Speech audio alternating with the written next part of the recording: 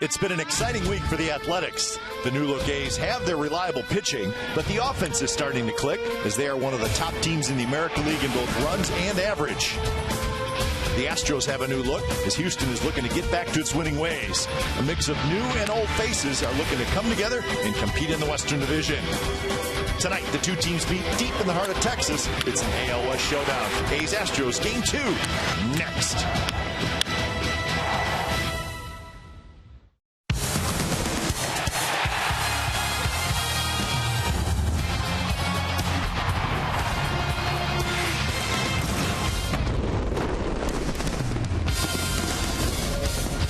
Rainy weather in Houston pretty much all day and into the evening when the roof is closed here at Minute Maid Park.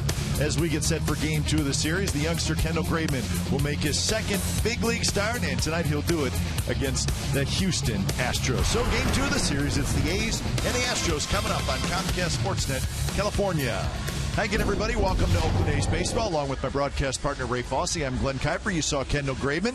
So he's probably looking for some of that run support that a lot of the A's pitchers are getting as the A's are clubbing the baseball. But he's looking for run support, but he's also looking for a turnaround performance. He got knocked around pretty good in his first start. Well, you mentioned runs. Last Thursday, he got very little. Matter of fact, he gave up 3 in the first inning against the Texas Rangers. He'd like to do what Scott Casper did last night before he takes them out, have some runs on the board.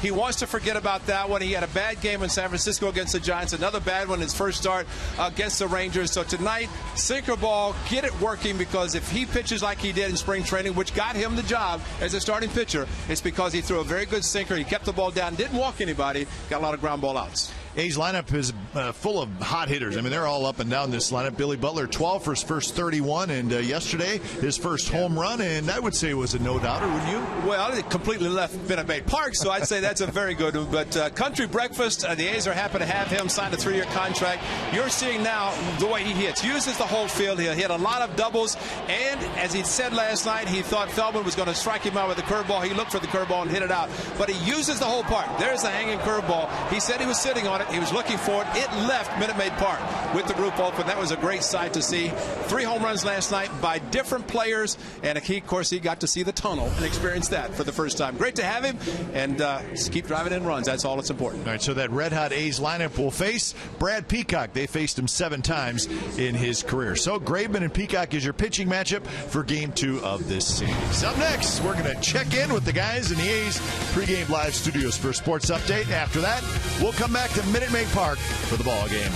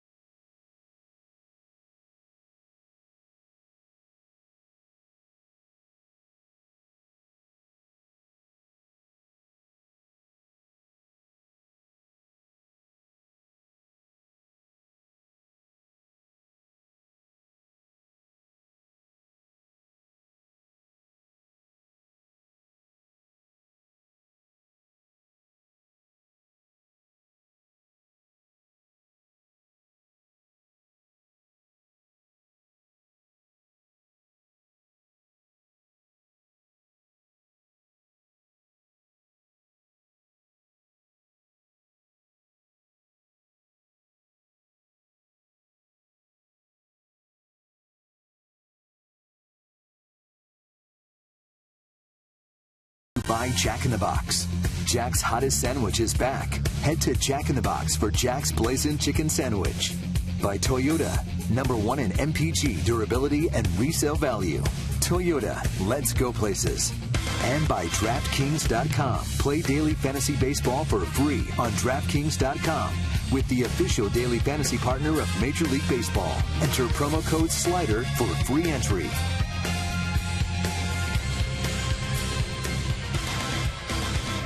Well, we are just moments away from the start of Game 2 of this 3-game series between the Athletics and the Astros. We are at Minute Maid Park in downtown Houston, where it has rained most of the day.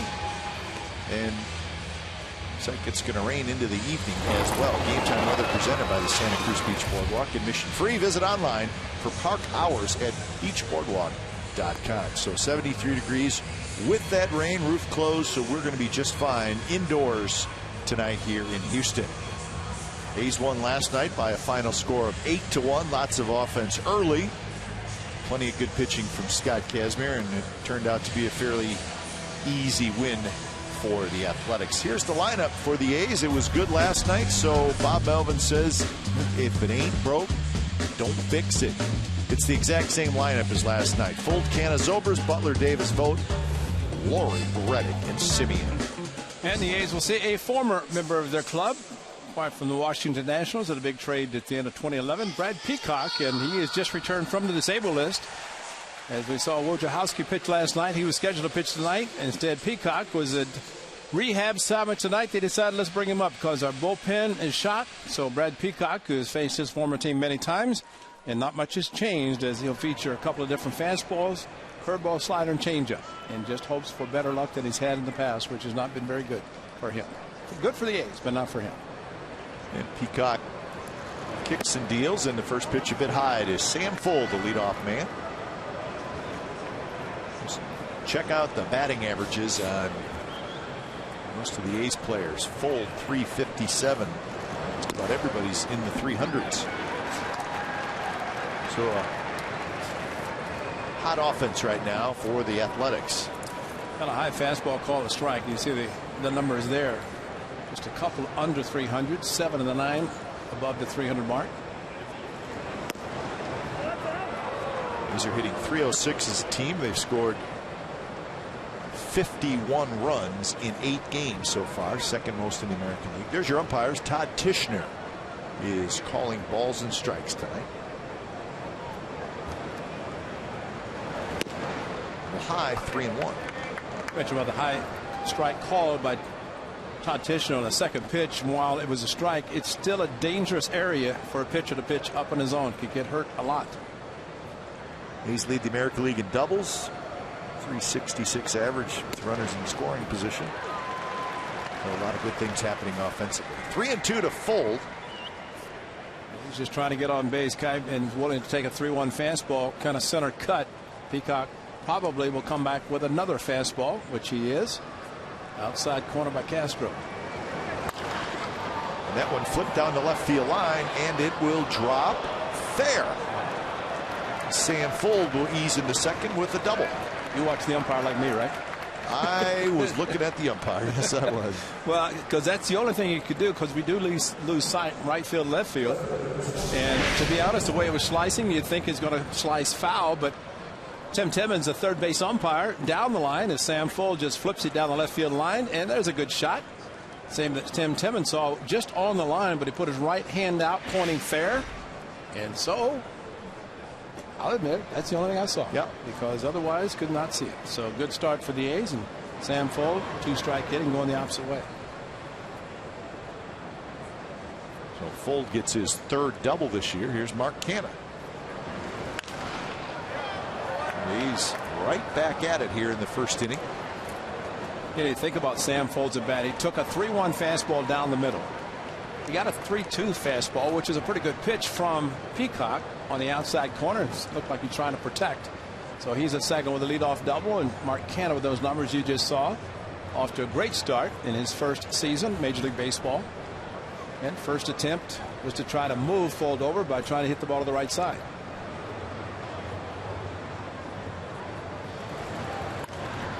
And he does. Rolls one to Altuve, so a nice job by Canna. Fundamental baseball, and now see if the A's can get him in. Defensively for the Astros tonight, Rasmussen left, Risnick in center, Springer in right, Valbuena, Lowry, Altuve, Carter, with Castro doing the catching. Gaddis is the DH. So this would be the Astros A lineup. That's it. And the shift employed by the Astros with Ben Zobrist, and with the great job by Mark Canha hitting the ball on the right side, it does move the infield back. They will give the A's the run if Ben Zobrist can put the ball in play, especially on the ground on the right side, or even better with a hit. Well, Zobrist, he's a tough guy to strike out. He's only struck out twice in 33 at-bats.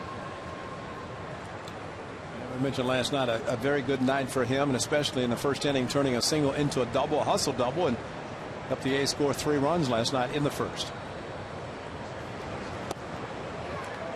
Off speed pitch, good one there from Brad Peacock. Drops in first strike. 303, a homer and 5 RBIs for Zobrist to start the season. There's a changeup. All they could do is roll over on it. So while the ground ball would have worked out, he decided to take it because he wasn't looking for the changeup. First one thrown by Peacock tonight. That one down and in. First breaking ball tonight from Peacock was the slider that was hit by Canha to the right side. His great at bat. So was trying to get him in, get the A's on the board in the first inning again. That should be a curveball.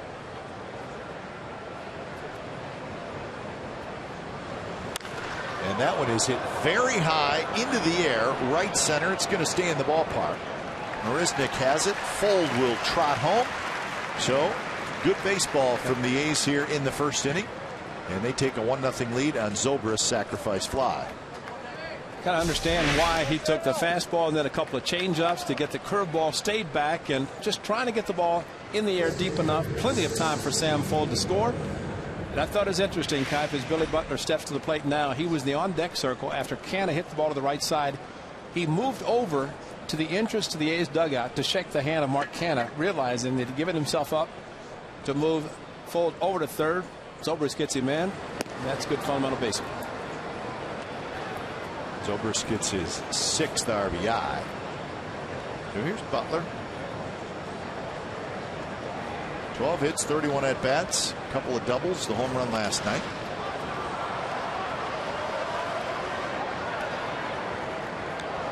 How much do you think Billy Butler, starting play last night, tonight, tomorrow, knowing that Thursday's off and he's going to go back to Kansas City where he spent his whole career before this year? I mean, he's got to be thinking, as this week is progressing, sure, that he's going to go back. And so with the day off. With the day off, yeah. And you know what? He wants his batting average to be high. Oh, that's what I was thinking, the same thing, Kite, because he wants to go in there, be impressive with the numbers they put up. And I'm sure there's going to be a lot of people this weekend because the Royals are playing extremely well. They're 7-0 to start the season before the game. And they're going to accept Billy Butler because his whole career was spent there. And part of the team last year that went to the World Series, Game 7. Asked him if they're going to have a parade, and he said, I don't know. Probably not. Probably not.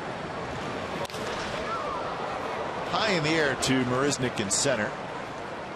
Right there, he's got it. Side retired, but a run for the Athletics. And we're going to the bottom of the first. 1-0 Athletics. Astros coming to bat.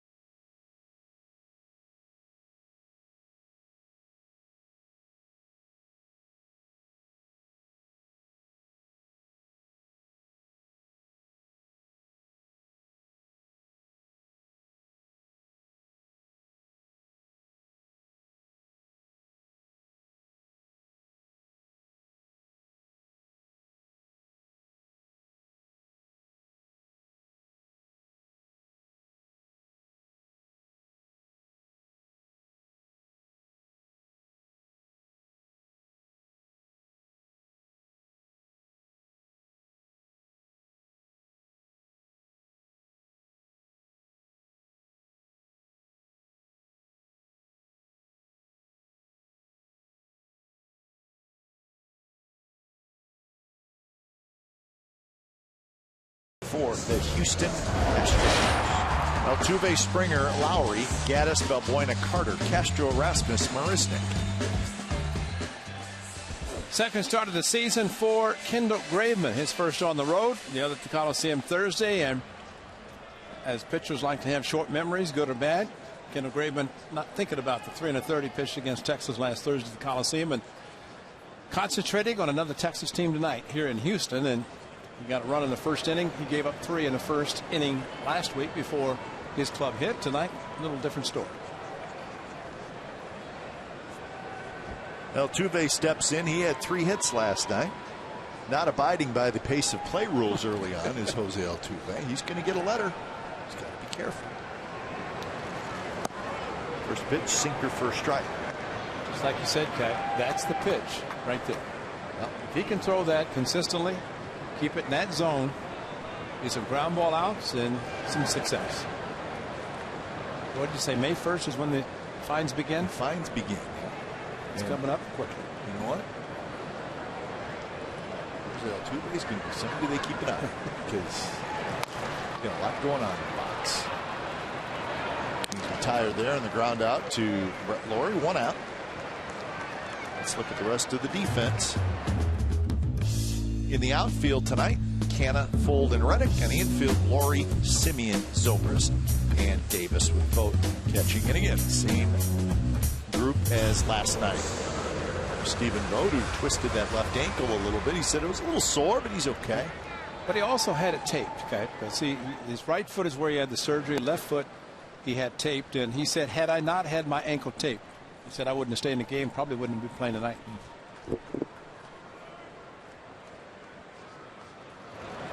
Inside to George Springer. Springer 0 for 3 last night. He walked. One of many Astros off to slow starts. Just a touch outside, 3-0. Springer 4 hits and 26 at bats.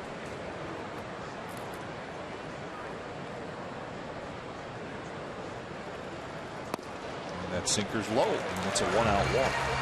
Watch the left ankle of Stephen Vogt when he tries to leave the batter's box. Well, he rolled it, you know, the explanation, and we saw Scott Kazmir looking at his shoes and using the apparatus behind the pitcher's mound. Evidently, with the moisture in the air last night, with the roof open, created a stickiness to the dirt. And Steven said that there was so much dirt and mud clogged in his cleat that he had no traction, and that's the reason he slipped the way he did. Josh Reddick said when he went to the outfield, just running on the infield dirt, his shoes were clogged with dirt and mud. So interesting. Yeah, and I guess with the moisture, it just created that effect on this dirt. So with it closed tonight, should not have. I mean, they watered it down, but it should be okay as it dries out. So 1-0 to Jed Lowrie.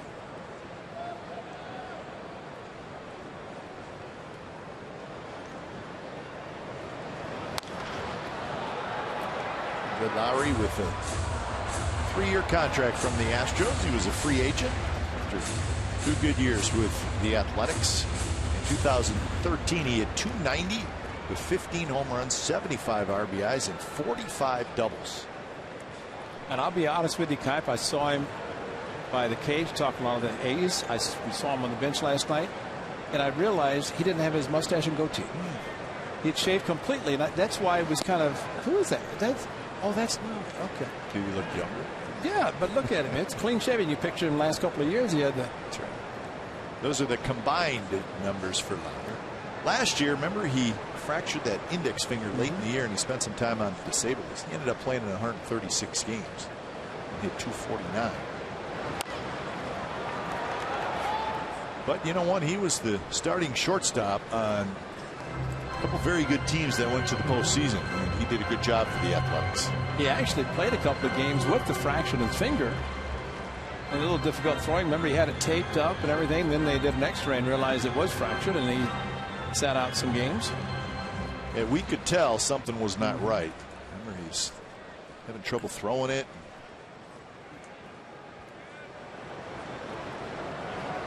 Infield, outfield, straight up. I mean, he does use the whole field.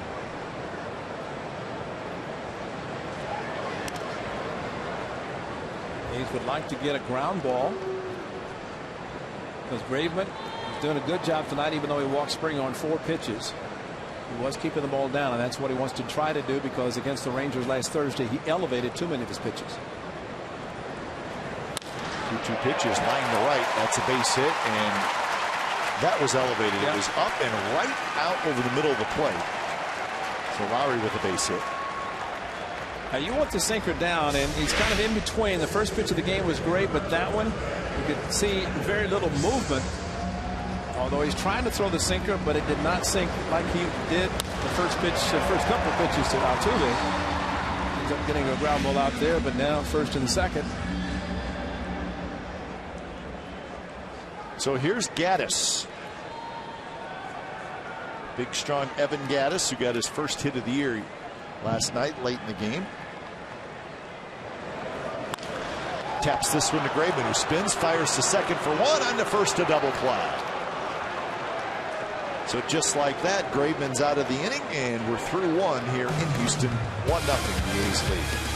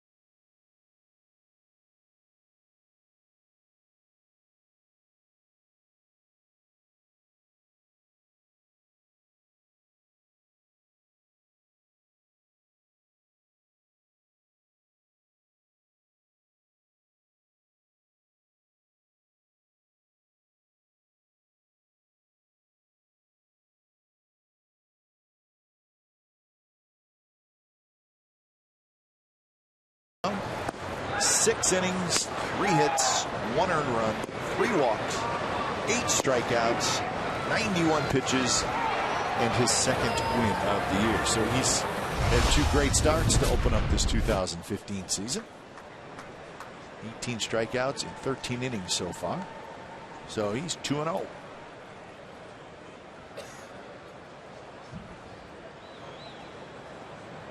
So he would probably pitch on Sunday in Kansas City. He's had the off day on Thursday, but he would be lined up to pitch Sunday in Kansas City.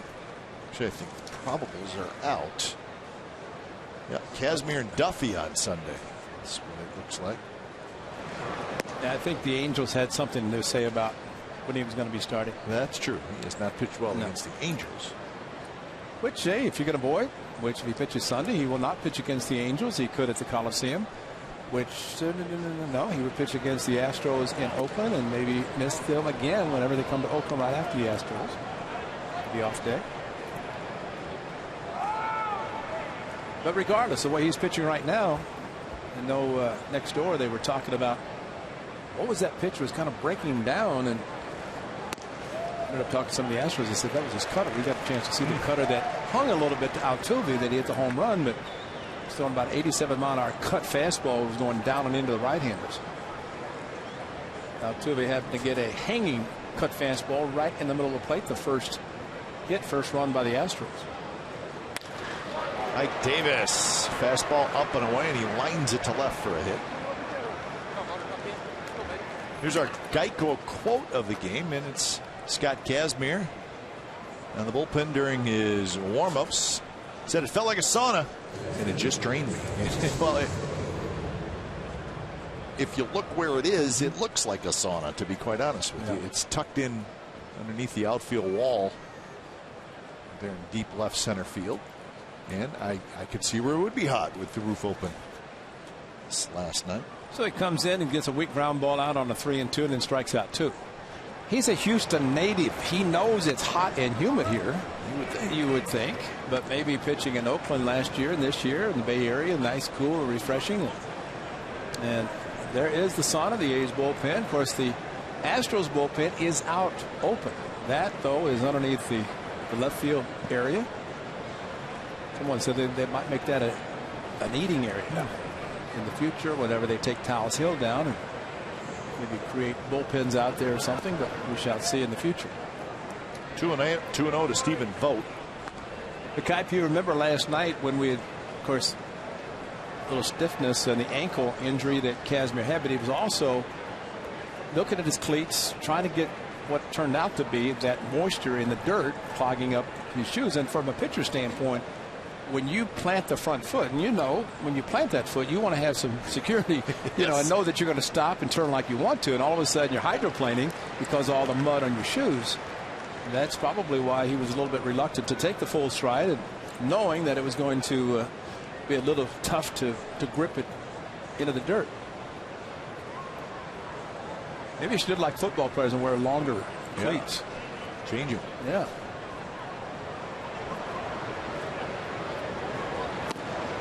Good one from Peacock, and now 2-2.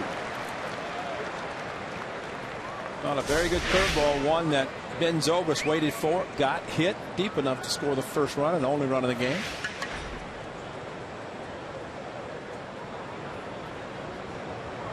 Short lead by Davis at first. Laurie in the on-deck circle. And that one down and in, and Bolt swings and misses. So if that's the spot to get a strikeout on the left-hand hitter. But especially right there as it goes down. It looks so good coming into the lefty. And remember the 3-run home run Stephen Vogt hit opening night. It was a fastball inside, but he turned on as he did on that one, maybe thinking he's going to get another fastball, but that was a curveball, and that's why he was banging the helmet into the rack. So 1 out. Here's Laurie. Fastball outside corner for a strike. Laurie with his first home run as an Athletic last night. A long one to left center field. Ended up by the gas pump. There's a giant gas pump out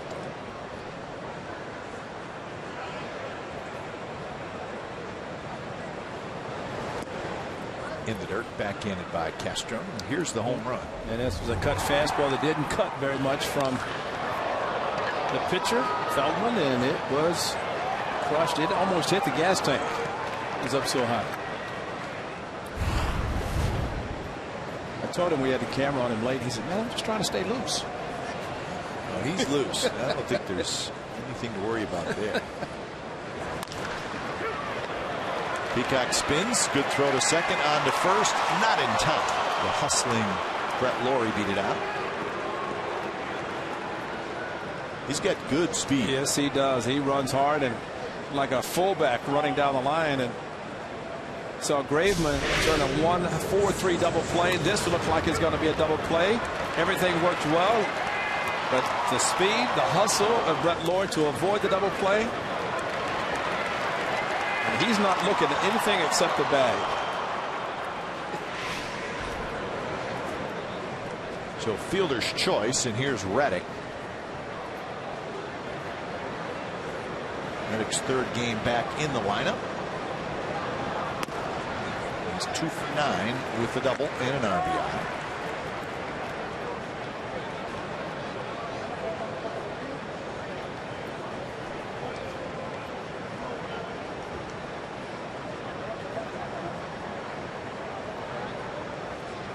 Shift is on for Reddick.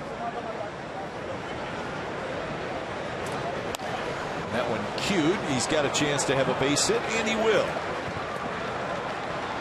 So just a little, it was basically a swinging bunt, just cued down the third baseline. That guy, he hit the ball very hard last night and nothing to show for it. And he said, don't be surprised if you see me bunt tonight, especially with a shift. Well, he didn't have to. Like you said, the swinging bunt, no chance for Buena to be able to do anything. So a little smile. Better than last night when he hit some ropes right at people. Yeah, he's a little disgusted. Not happy. No. 2 on 2 out for Semien.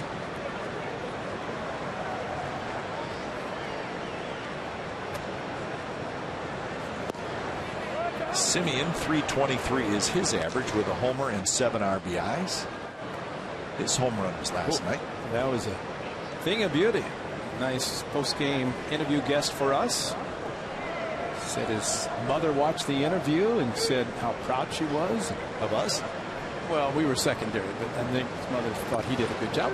He did a good job. I want her to think we did a good job. Well, she also was complimentary of what we did too. But you know, he was telling me, he said he watched that. He said he could see the catcher set up outside, the ball ran in. But great job pulling the hands in and hit his first home run. Evidently broke a side out there too, according to the reports. We liked his other at bats as well. He yeah. hit a ball hard to right center for an out, and he hit a ball very hard right at the second baseman for an out. And he told us and confirmed it that that's his approach. He said if you look away, you think away, you'll react on pitches in, and he did it perfectly last night.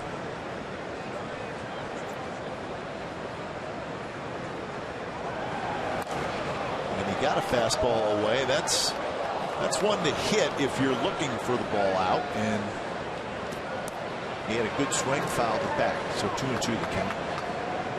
That's where he hit it last night. Thank you, Claire. That's right above the Crawford boxes. Yep.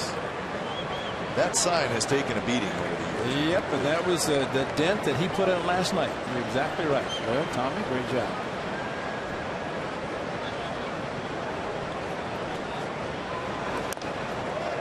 Curveball foul. 37 pitches already for Brad Peacock. The games that Peacock has pitched against the A's, and as Ray said earlier, he has struggled. This is his 8th career start, but he's had control problems. He's walked a lot of guys, and that has always gotten him in trouble. He's had pretty good control tonight, throwing a lot of pitches.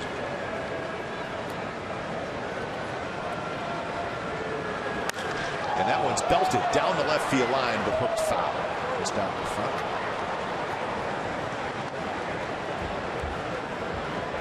Peacock made 4 starts against the A's last year. And high ERA. 19 There's walks. the 19 walks. 3, 6, 5, and 5. Game on April 25th career high bases on balls. And he lost all 4 games.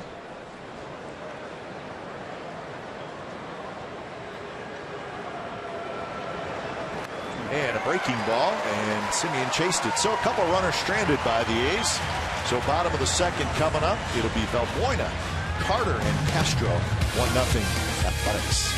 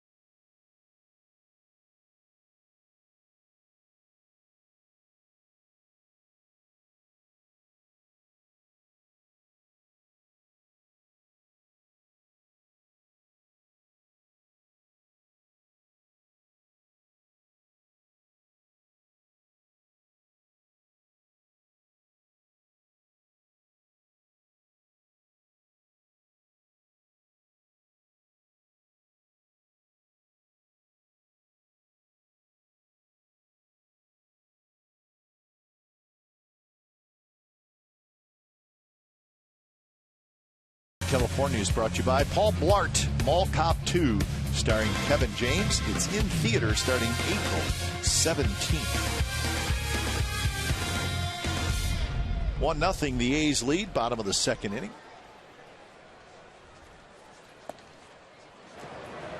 What's the date today? 14th? Tax day tomorrow. Yes, it is. Jackie Robinson Day tomorrow. Everybody number 42. That's right. Know your rosters.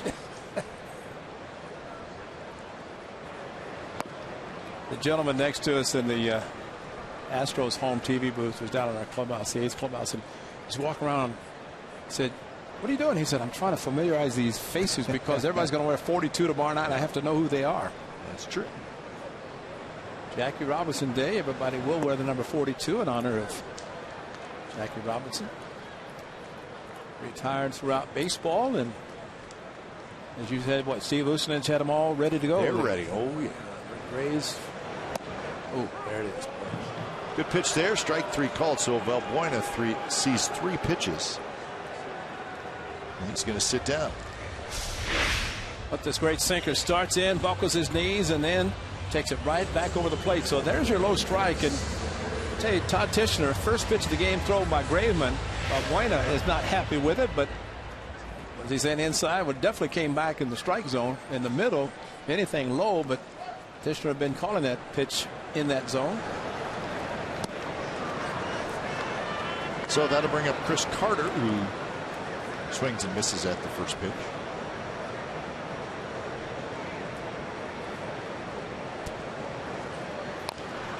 Astros offensive struggles.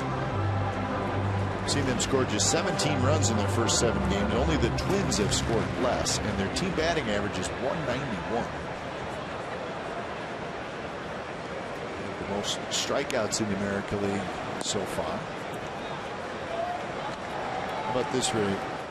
Gaddis, Carter, and Castro do not have an RBI. Yeah. And that'll tell you right there how much they're struggling. I do think they will be a little bit of an all or nothing team. They're going to have stretches where they're going to struggle because they strike out a lot. Well, that's what was discussed during the offseason. Of course, Jason Castro from Castro Valley and Bay Area young man, grew up there, college and everything. But they were talking in the offseason how the Astros as a team were kind of a swing and miss team. They will do that. And I mean, granted, that's a great pitch thrown by Graveman, but you're looking at guys who will strike out. And while you strike out with runners on base, you're not hitting into a double play, but you're also not making contact, and you're as strong as Chris Carter, good things could happen. But that you have to tip your hat to Kendall Graveman. So that'll bring up Jason Castro. Castro hitting .294. He's got 5 hits and 17 at bats. And again, no RBIs.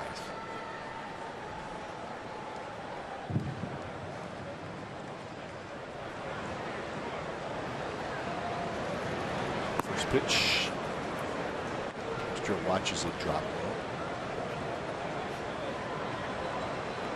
I think from the Astros standpoint, they'll tell each other to go through the order, make him get the ball up. But from a sinker ball pitcher standpoint, you do not want to do that. You want to keep it down and try to get hitters to swing. And when you elevate, you still want the movement, but not as much as was the case with Jed Lowry, that elevated too much when he singled.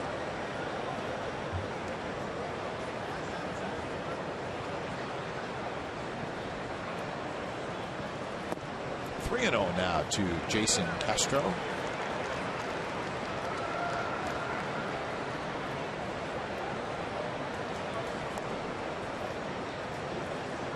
The on-deck hitter, Colby Rasmus. So a 4-pitch walk. Second walk issued by Graveman, and now Rasmus with him.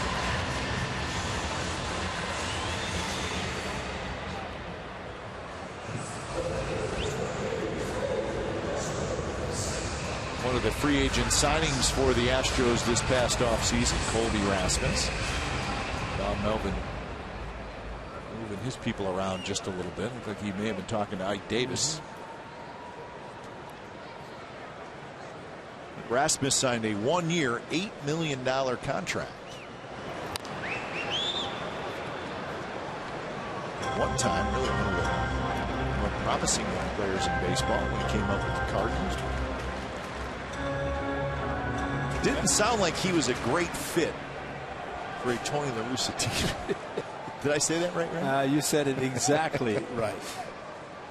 A lot of talent, but and a lot of credit to Tony La Russa, who is running the Arizona Diamondbacks club. But Tony has a very good coaching staff, especially hitting coach. And you don't listen to his hitting coach, then you move on. And he moved on to Toronto, and I tell you, he's pretty talented. He's a very good center fielder. He's playing left field now. But he has that swing just like that, where he's liftoff, and maybe it's an appropriate city for him when you talk about lifting off, but he does have the uppercut swing, and that's where a good sinker ball pitcher is going to work effectively against him when he uppercuts. Shook off 3 to get to the changeup. Maybe the 4 is a sinker. Rasmus still a young guy. He's only 28 years old. But the career has been a little bit in decline the last couple years, so I think he wants to maybe get that career headed in the right direction here in Houston. Did not play last night against Scott Kazmir. So 3-2. Castro will take off. Davis playing behind him.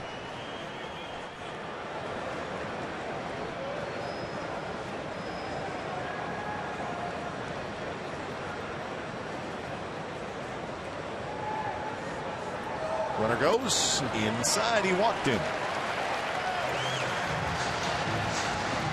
The life of a young pitcher. Strikeout 2 and then turn around and walk 2. In fact, we cannot forget, he was telling us when we interviewed him on the bench in San Francisco, the Thursday night telecast, and he said, I don't like to get to the 3-ball count because you don't walk guys if you don't do that. And here he is tonight. He's walked 3, did the same thing against the Rangers. But I think what Curt Young said is exactly right. Curt Young, an outstanding pitching coach, and he said the work schedule between last Thursday and tonight, and he said one thing, trying to slow down the game. He's trying to speed it up too quickly. And he's on a normal turn tonight as far as the number of days in between. He had an extra day. And for a sinker ball pitcher, you do not want to throw the ball harder because it takes the sink out. But Curt said we just try to slow everything down, and he had some good sessions. But you're not only talking slowing it down physically, but mentally, because the mind starts racing. Right. Why did I just walk 2 guys after striking 2 guys out? That's a great point. Yeah, great point. 21 pitches this inning as he tries to get Jake Marisnick.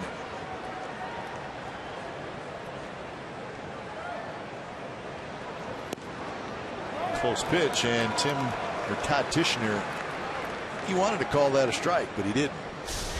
Well, it's a dangerous area. And again, for a sinker ball pitcher, a hanging slider like that, you'd rather have the hard sinker inside to Marisnick that he swung and missed, and keeping the ball down. He didn't get that pitch in. That's the one he wants right there. It's a pitcher strike. Yeah. There's no doubt about that. He threw a 3-2 slider to Rasmus to walk him. That one right in there for a strike. And if you're Jake Marisnick, I wouldn't even argue. No. Because you got 2 guys on and you're scuffling to score runs. That's a pitch you got to take a rip at. And you got to load up and let it go. 3-1. And now A's hope to get a much better sinker from Graveman on this one. He did throw a good sinker. And Laurie turns around, steps on the bag side, retired. So a couple of runners left. We're through 2 here in Houston. The A's have a 1-0 lead.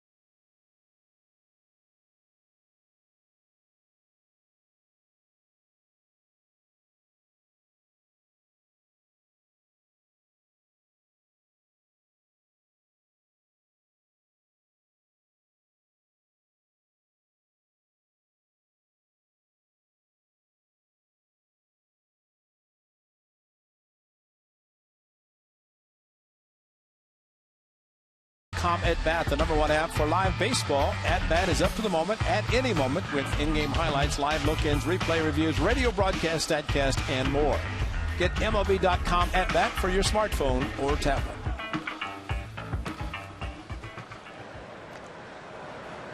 A little veteran leadership from Scott Kazmir talking to the young man. You know, he wants to do so well because he knows it's a great opportunity. You got two pitchers, Parker and Griffin, both Tommy John surgery, and now Kurt's going to talk to him. But you know, you have Hahn and Graveman, two youngsters trying to press at this level. Great spring, and trying to carry it over into the regular season, and got out of a tough jam there. Fortunately, Marisnik did not swing with a 3-1, got a 3-2 very good sinker, and ended up in a ground ball. Top of the order for the A's. Fold, Canna, and Zobrist.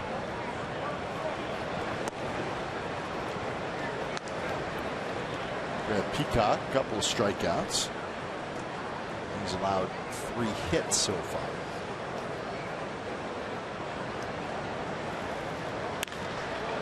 Liner down the right field line. Springer hustling over to cut it off. He'll spin around. Fold is going to try for 2, and he's got his second double of the night.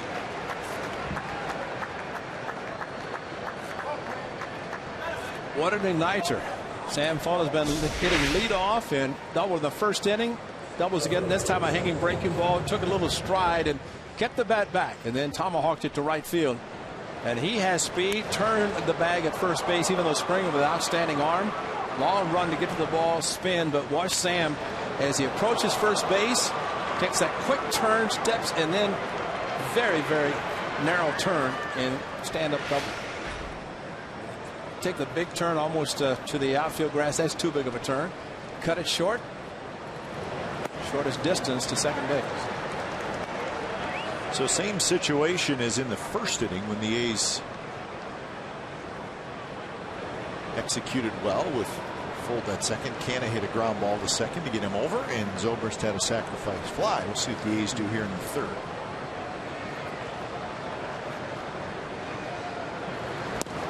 Fastball and it's 0-2.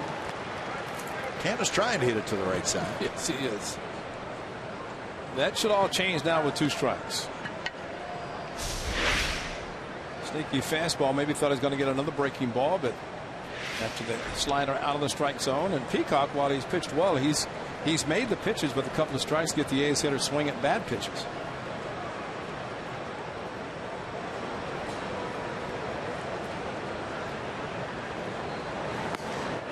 Canna is able to just hold up. Good sharp curveball from Peacock. He may have went. He looked down to beg a little bit after he had the swing.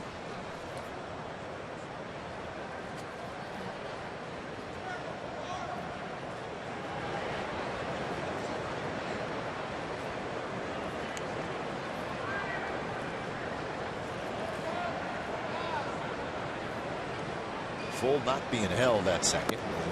Upstairs.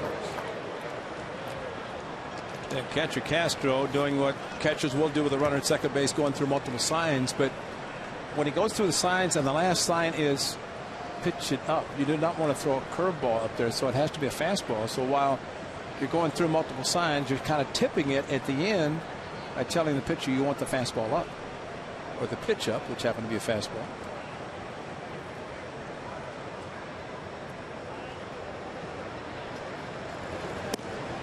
Missed the target badly. Castro wanted it outside, and it came way inside.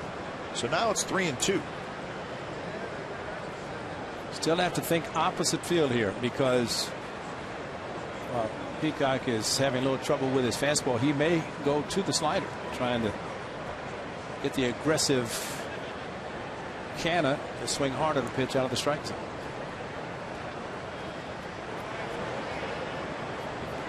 Forty-seven pitches already for Peacock.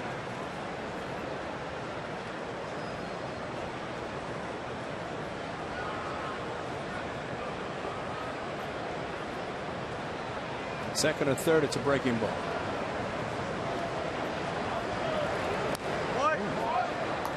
Canada does a good job spoiling a pretty well located pitch by Peacock.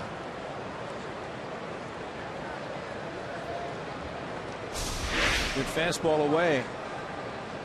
1-3-2, which sometimes they'll use the second sign, but maybe using the one, using the first sign.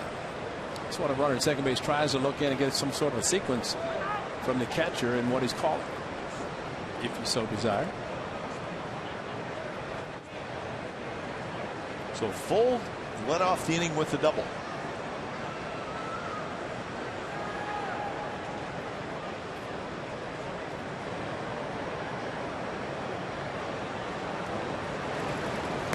Curve misses high, and the A's have 2 on with nobody out. Castro was hoping his pitcher would throw a similar breaking ball that he'd thrown already in the first 2 innings. He did not, and ends up walking better. So you take a chance as a catcher, hoping that your pitcher is going to execute, and when he doesn't, then you start saying, why would you call a 3-2 curveball? Because he just had a pretty good swing on a fastball. Good take, good at that by Canna to keep the inning going. So here's Zobrist. Sacrifice fly in the first for Zobrist. Good for his 6th RBI.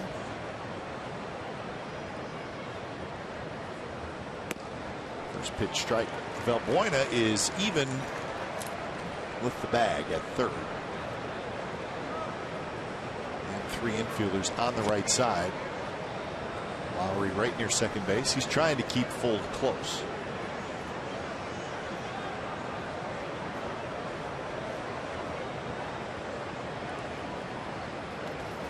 Blocked by Castro.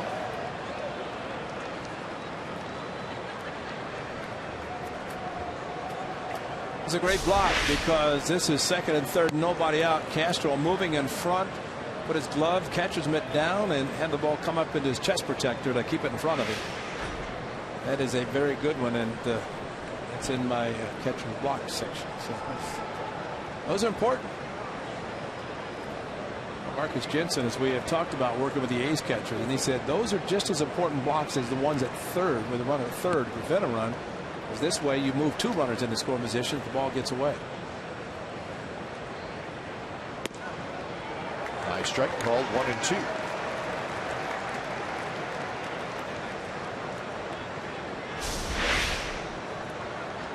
Fastball running away, and again, Ben Zobrist is not afraid to get to 2 strikes. And Kevin, I think, as you said last night, tonight he's only struck out a couple of times, so that means the hitter's not afraid to take pitches that maybe he's not looking for or in the area that he's willing to swing at. And yes, he gets him to 2 strikes, but still very confident to make contact.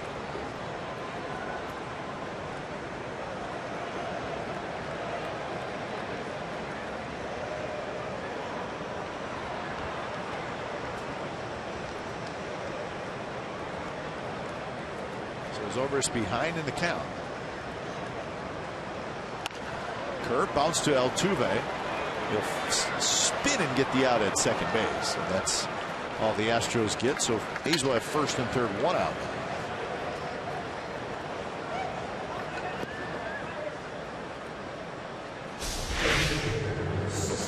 Another shift, and there it is, right to Altuve. So Lowry, who was playing on the first base side of second, has to get back, and that's the communication that's necessary when you're employing a shift.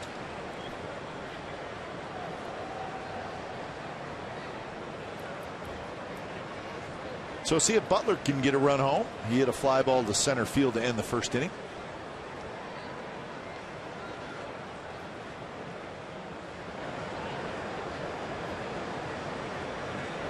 First pitch.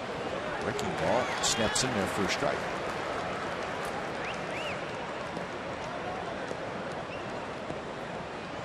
Peacock has a good breaking ball, but once in a while he lets it hang out over the plate, and that's when he gets in trouble, which is he's not the only guy who does that.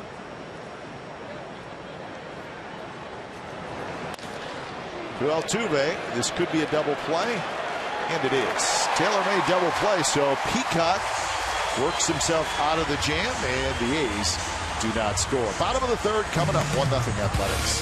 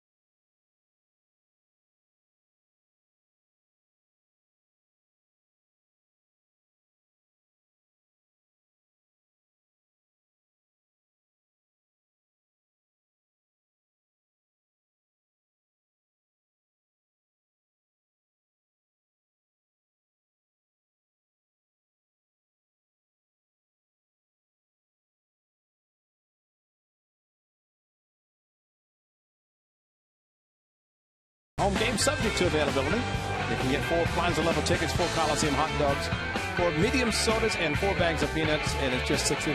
Go to athletics.com/family pack for tickets.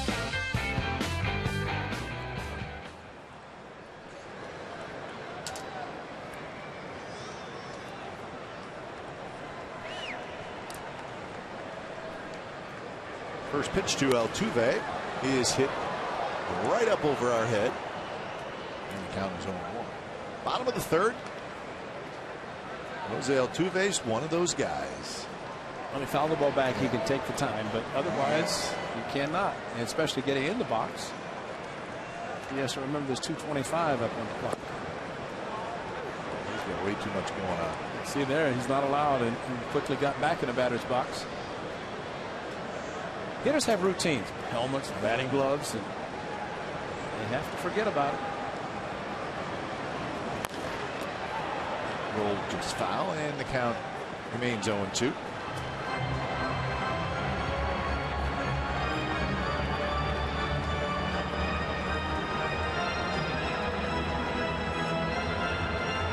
Altuve grounded out to third after the first inning.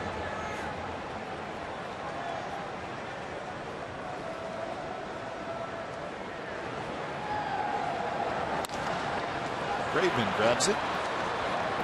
And that's out number 1. Well, Altuve's been retired twice, and here's Springer. We were talking about Graveman. You have to learn as a young pitcher. I think we always need to remember, Ray, he only pitched 2 years in the minor leagues. Right, 3rd pro year, exactly. I mean, he pitched a lot of college baseball, but 2 years in the minor leagues is not very much. And last year he did the full trip, man. Single A, double A, triple A, and the big leagues. 5 appearances in the bullpen of the Blue Jays. Lansing, low A. Yeah, you started 2 A's and double A, triple A. That's like when Sean Doolittle went from Arizona Fall League when he first came up, A, double A, triple A, big leagues. You know, so all of that in a matter of about 5 months, 6 months. So he made a total of 37 minor league starts, and that's not very many.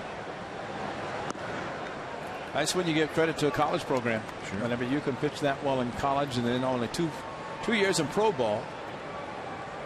And a lot of times you'll say, the guy's throwing 100 miles an hour, let's get him up here. But Graveman's not that type of pitcher. He's more of a control pitcher and a ground ball pitcher.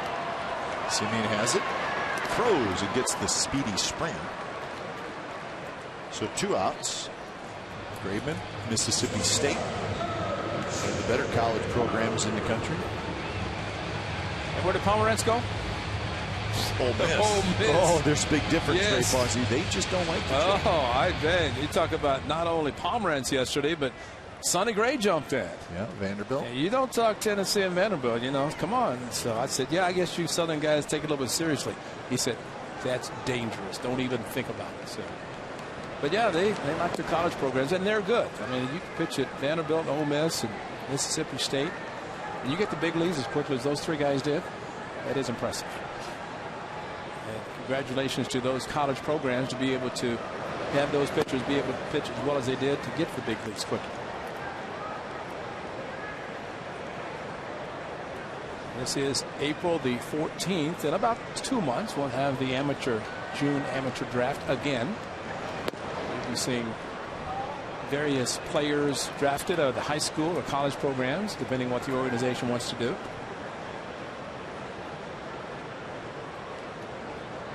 Stanford for Jed Lowry.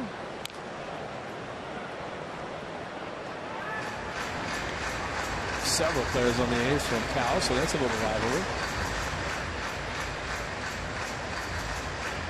51 pitches for Graveman, so both starting pitchers have thrown a lot of pitches. But not the 26 and 25 part, where you're just 1 pitch difference between strikes and balls. You want to be about 75-25 maybe, just thinking about it. More strikes obviously than balls.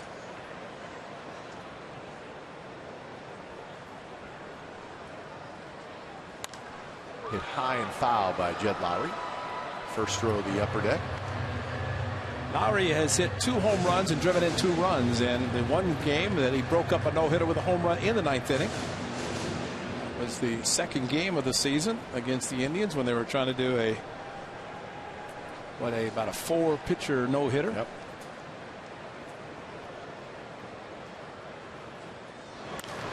He belts this one high and foul. Well fouled down the right field line, but had home run distance, bounced off the facing of the 2nd level. It's a slider coming in, so the two-seamer, the sinker, and then the slider that he throws, and a good changeup.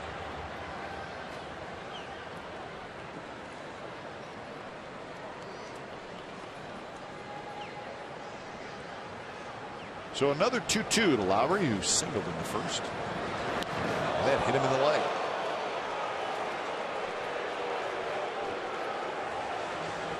So Lowry's aboard with 2 outs.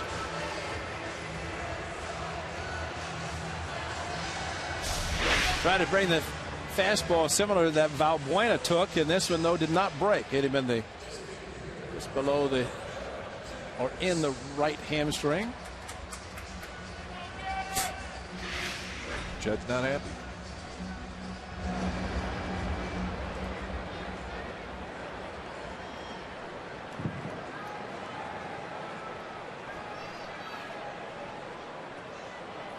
So 3 walks and now a hit batter for Graveman.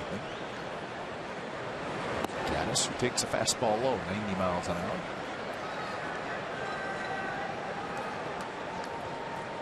Gaddis hit into a 1-4-3 double play in the first. The Astros had 2 on and 1 out. Swing, miss. And you see Gaddis take his hands around the bat. I think it's going to turn into sawdust. He is. But plus the bat looks like a toothpick. He is a strong young man, but a gentle giant. That's a fair ball.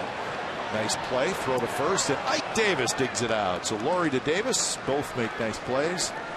And that ends the 3rd inning for the Astros. We're moving to the 4th from Houston. Still 1-0 the A's lead.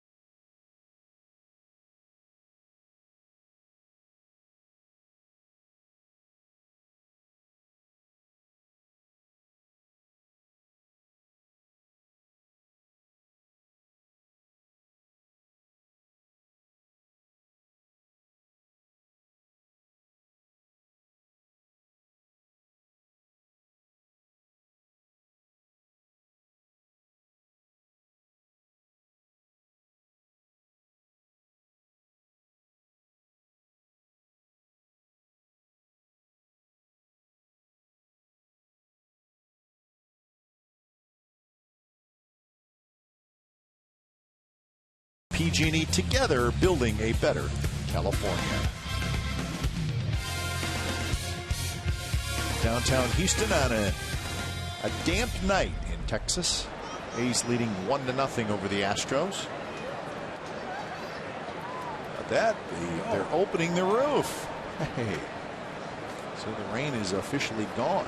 Last night the roof was open, but late in the game they closed it, and now here in the 4th inning tonight they're opening it.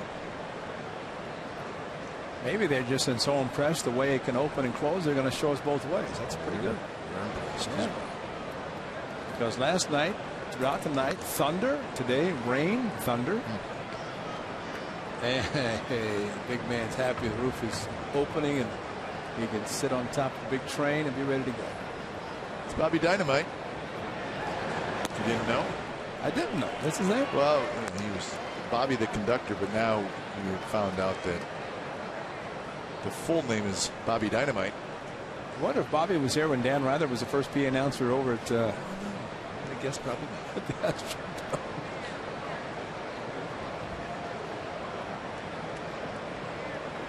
1-2 to Ike Davis. He reaches for it, lines it, left center, but Marisnik's gone. Well, when the Astros played in the Astrodome, they had a mascot, not the run around, be silly, and have a baseball head kind of mascot, but they had a guy who stood out in the outfield, and he was dressed up, and he was called General Admission. And really? He stood in the section that was General. He was General Admission. He was dressed like a general. Unlike this guy. What's he called? Orbit. Orbit. General Admission. That's pretty good. It is good. And he just stood out there. He didn't move. I know what you do all day as you prepare for these games. Dude, that's great. That's great info. And I searched high and low for an Orbit story, and I could not find it. That's good. I'm glad. Maybe Orbit could get on the roof and close or open it as the rest of it is. That would be good. Hang out with Bobby the Igniter.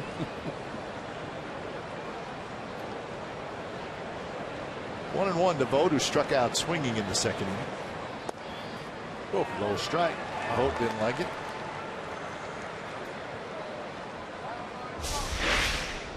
Well, they swung a curveball down. I mean, that's really down. And the catcher has that pitch called. I'm sure when Steven gets back behind the plate, he'll say to Mr. Tishner, remember that fastball you called? I want the same pitch. Indeed. And that's usually what catchers do. They keep their cool, but whenever they're behind the plate with their back to the umpire, they can just simply say, I remember. Umpires say, that's fine, you respected me, but you're not turning around and talking to me. Let everybody think you don't like me. So maybe good things will happen.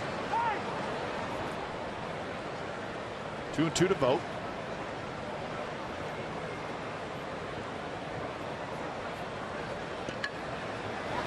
Man, that hit Vogt in the foot. That was a heat-seeking curveball there. Same curveball he tried to go to strike him out as he did his first at bat. Steven, though, couldn't jump out of the way of the curveball. Might have gotten him on the ankle because he's limping a little bit. He tried to jump out of the way. Nope, got him on the right foot. And, of course, the protection's right there, but that protection I don't think helped. Maybe hit it on the Velcro strap or on the end of the toe. So some of that Stephen Vogt's speed is getting taken away. Here's Laurie. Skies one, should reach the seats, and it will. Well, what we're starting to feel is the breeze from the outside. Boy, that, and you know what? It feels pretty good. It does. I mean, it's noticeable with the roof opening. It's not really a warm, humid breeze. It's a bit of a cooler breeze. Is the roof about halfway open now? And I think the nice thing about the roof opening as slowly as it does, you can't hear it. No. And really, it's not a distraction. You can't even notice it if you're playing. It's up so high, but somebody actually had to tell us that it was open. Murray reached for that one, hits it towards center. Again, Marisnik backs up a little bit. So 2 outs. We love to look back. There is the Astrodome, home of the Houston Astros.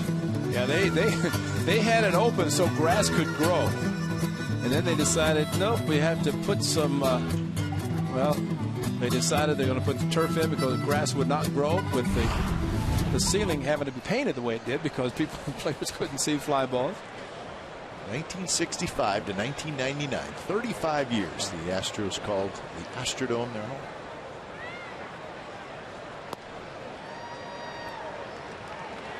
it's still there, and there's been a lot of talk back and forth of what to do with the Astrodome, and it has not been torn down. That's where general admission sat right there. That's right. That may be his chair, general admission.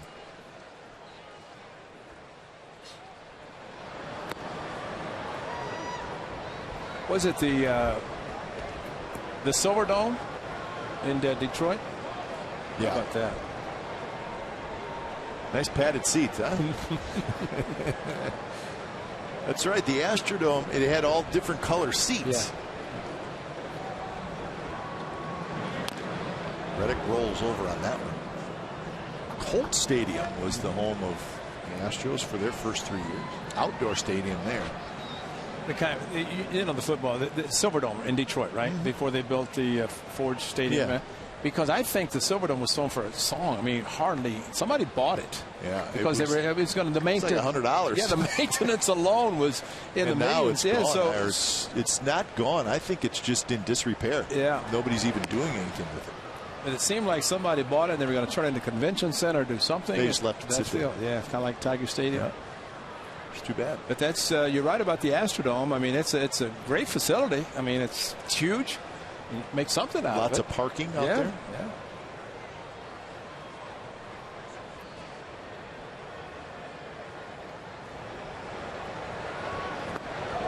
Good curve, and Reddick chased it. Side retired. So that's 3 strikeouts for Brad Peacock.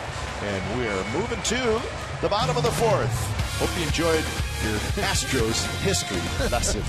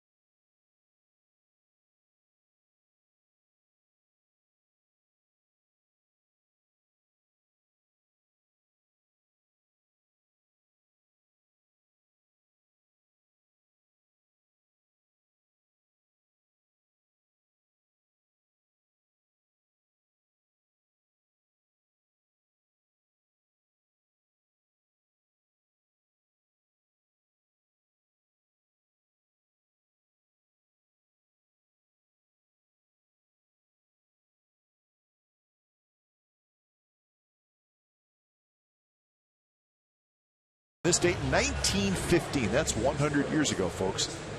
The A's' Herb Pennock gave up a scratch hit to Harry Hooper with 2 outs in the 9th inning, losing his bid to throw an opening day no-hitter in Philadelphia. The Southpaw still blanked the Red Sox 5-0. 100 years ago today, 1915.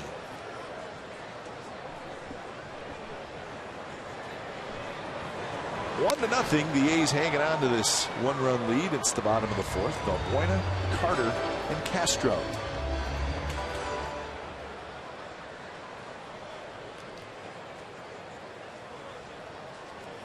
But talking about the history of the Astros. There's a line drive, and that's a base hit. So Valbuena opens up the bottom of the 4th with a line single. But they came in with the Mets, and really, Ray, I mean, you were a kid growing up in the 60s. That's really when baseball started to expand in the 60s. That's right. 61, 62, 69. I mean, all of a sudden, baseball went from, what, 16 teams to 24 quickly. Now, that was a big deal. Yeah, it used to be 8 in the American League, 8 in the National League. And that's for a long time. That's why the World Series was over October the 7th. That's true. Because at the time, you won the American League, you nationally played each other in the World Series, and I mean, it was over fast. listen to the games in your radio and while you're in school? Was there day games? But from really the start of the century, 1900 to 1960, there was 8 teams in each league. And then Angels and the new Senators came in 61. Colt 45's Mets in 62. Then it really got crazy in 69. A lot of changes in that decade for baseball. And by the time the decade was over, there was 12 teams in each league.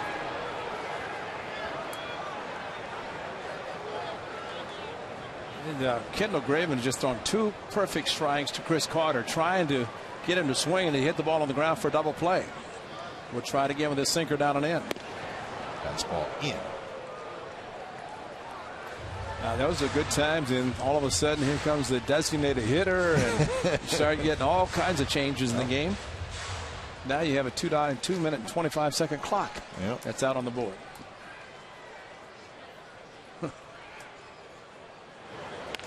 Carter shoots when foul. That was not where Graveman wanted it.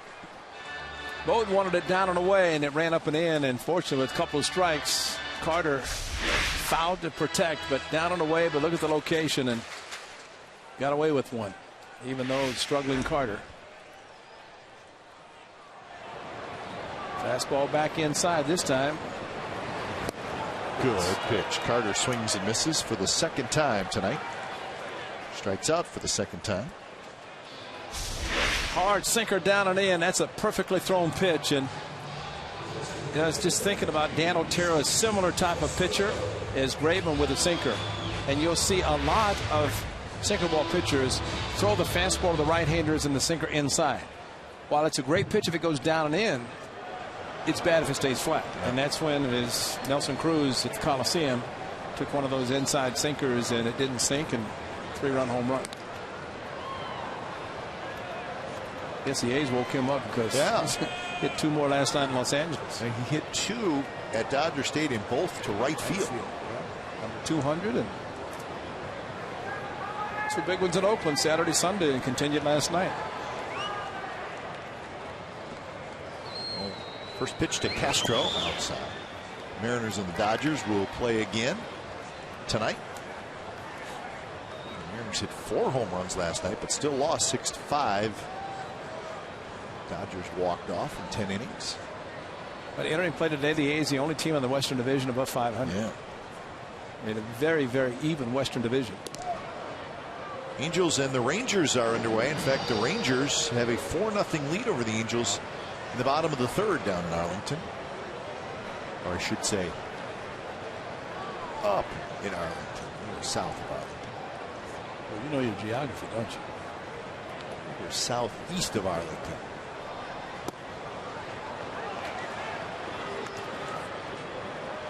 Drew Brzezinski making his first major league start for the Angels against Nick Martinez, who beat the A's. Martinez pitched good at the Coliseum. Tell you what, partner, you're impressive because you're talking about general admission, and now you're talking geography where Arlington is in relationship to Houston. I mean, that's some great information. That's a total guess. I think it's a little southeast. Why'd you look at Adam when you said that? I was looking for a nod that I was correct, and I did not get it, so that concerns me. All right, he gave me a thumbs up.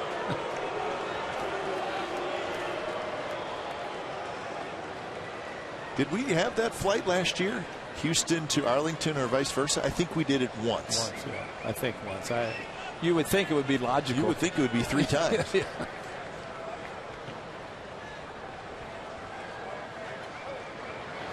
Outside. I'm just checking to see if we do it this year. Well, we know we're not this trip for sure. We'll go back in early May to Arlington. So. The A's will be back here next month, 18th, 19th, and 20th of May.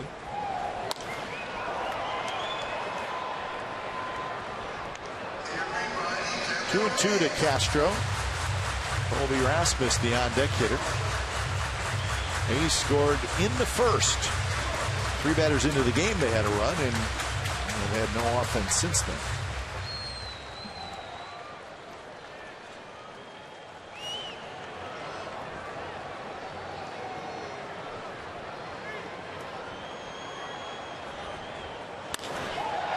Hit hard. Dive by Zobrist. He can't get it. And it goes into right center field. Valbuena hustles to third, and the Astros are in business. So close. If Zobrist fields that, even though he was diving for it, the A's may be able to turn a double play. So that's how close this game can be sometimes, and Zobrist knows it. Yeah, he's a little upset. He thought he had gotten to it, and actually a great pitch to try to pull, but just to the right of Zobrist, just missed it. And you're right, he could have flipped it to Semien at second, but instead the dive, and maybe the glove ball went right under the dive, right under the glove. But it's such a tough play for an infielder, but got the ground ball that he's looking for, just happened to find the hole. So RBI opportunity for Erasmus. And he hits it very hard but foul.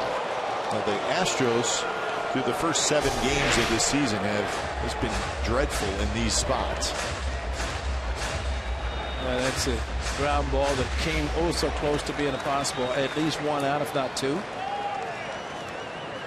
116 the average with runners in scoring position so far this year.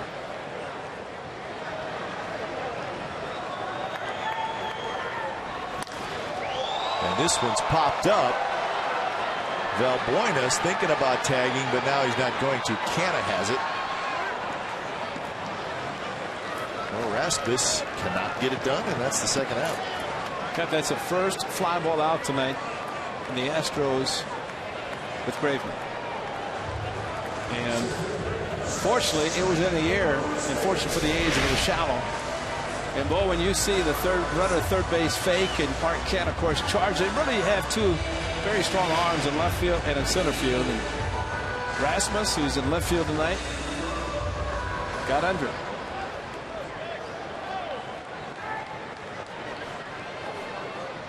So here's Marisnik, the 9th place hitter, who grounded out to third and ended the second inning. And that ground out came with a couple of runners on base. So another opportunity for Marisnik. That was the 2 strikeout, 2 walk inning.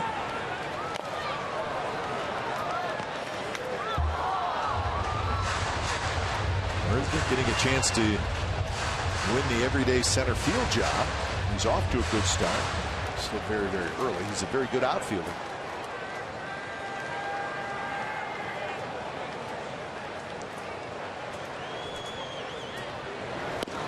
Good pitch outside corner, and it's 0-2.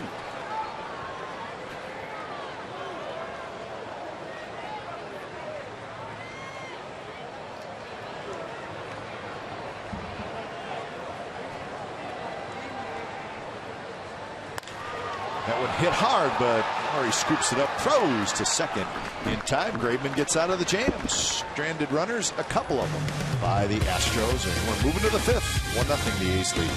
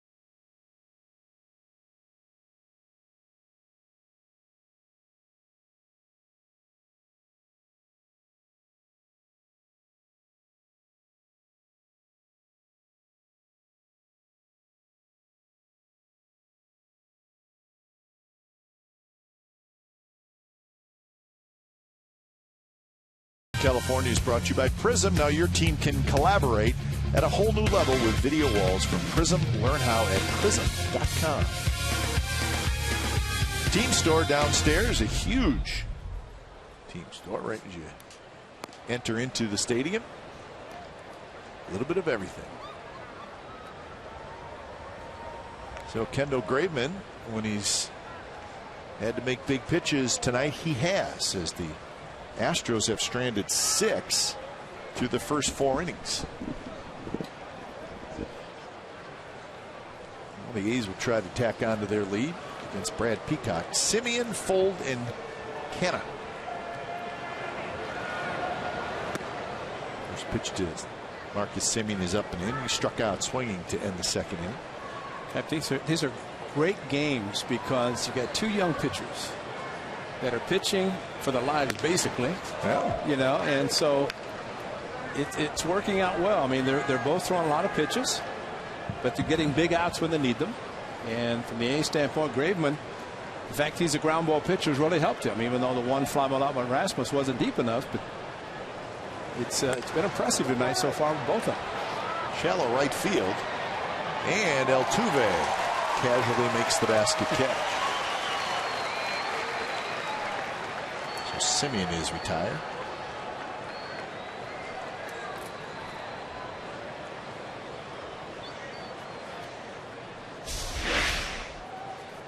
Seems like Springer got a bad read on it. Maybe didn't pick the ball up initially. So Altuve, you go out till you hear somebody call, and he caught it and then look back. I think he had it all the way. Here's Sam Fold, who's had a good night. 2 doubles. Scored the game's only run.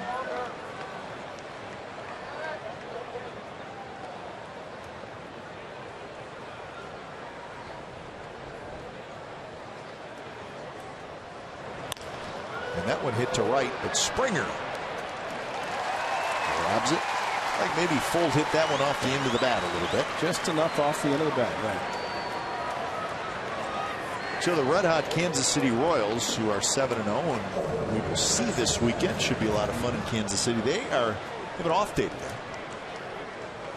They're in Minnesota, and that was the Twins opener yesterday. So with that part of the country, bad weather this time of year, the schedule usually puts a day off after the home opener in case the home opener gets rained out, and you can do it the next day. It's been that way for a long time. Anyway, so the Royals off today. They will play at Minnesota Wednesday and Thursday. But the Royals got a little bit of a bad break today. We'll tell you what that is when we come back. So, quick inning for Brad Peacock, and we're headed to the bottom of the 5th.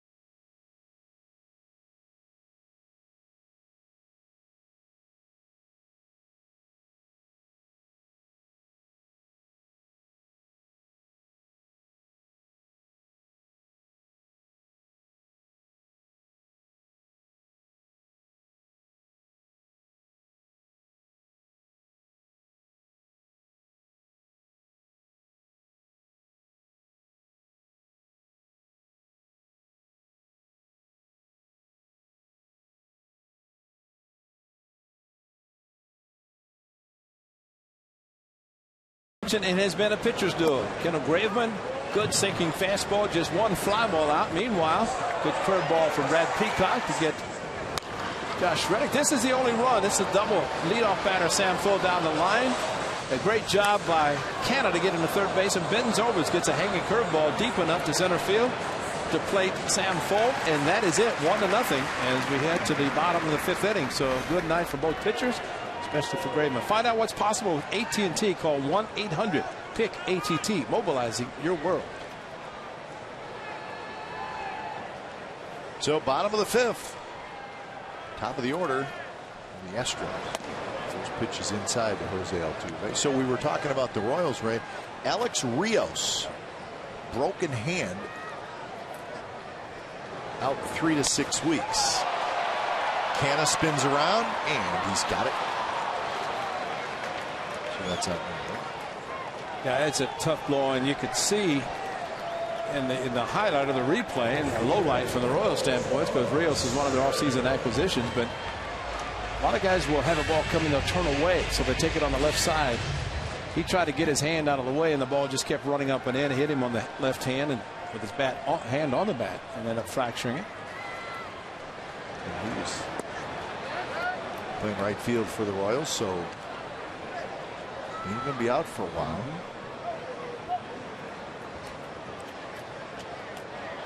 Both he and Kendrys Morales were off pretty good starts the first week for Kansas City. Of course, their offense is a little bit like the A's, where everybody seems to be hitting. Alex Gordon not so much, but everybody else was.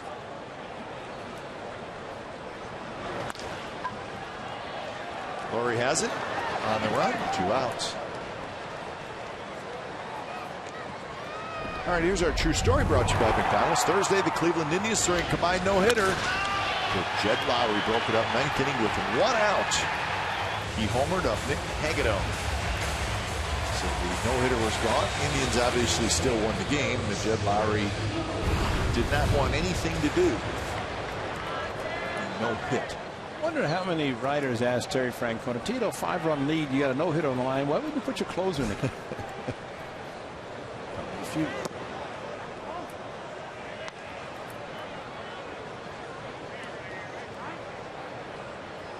Lowry tonight a single, and he was hit by a pitch. And as it turned out, Jed was hit by the pitch after he pulled the ball foul. Nobody likes to get hit, but there are times that, yeah, you get hit, you just go to first base. He took his time and had a look out at Graveman, but sometimes it's a coincidence that you pull a ball home run distance foul and then you're hit. You think maybe something's happening, but 1-run game, I don't think anybody's going to be thrown at. You don't want to put runners on base unnecessarily. Got a pitch to hit there, fouled it back.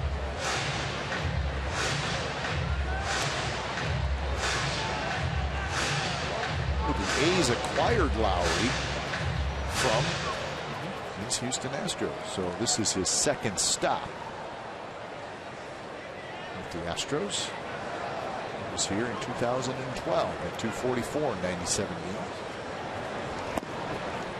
Got a chance to play here full time before the A's acquired him. I think he makes his home here also, even though he played for the A's for 2 years. He still lived in the Houston area, so good for him to come back home with a 3-year contract. Off the glove, Graveman, Zobrist charges, quick throw to first, and they got it. 3 up, 3 down inning for Kendall Graveman, and we are moving to the 6th inning here in Houston. It's 1-0. We love those guys.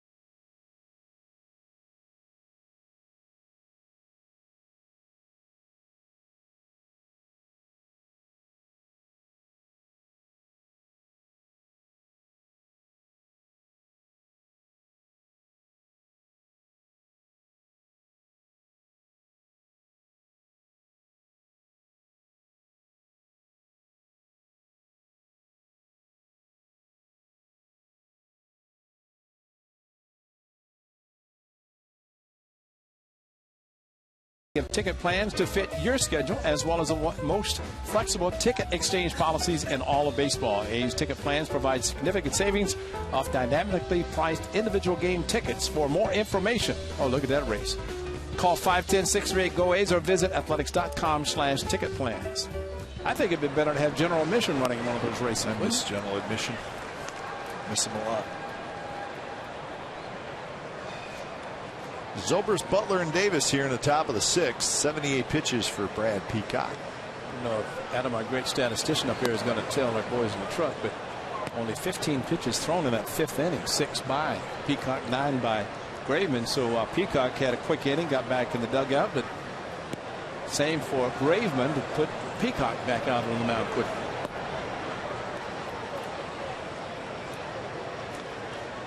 Well, Peacock has allowed 4 hits. The last hit he allowed was Folds' double in the third. 1 walk and 3 strikeouts.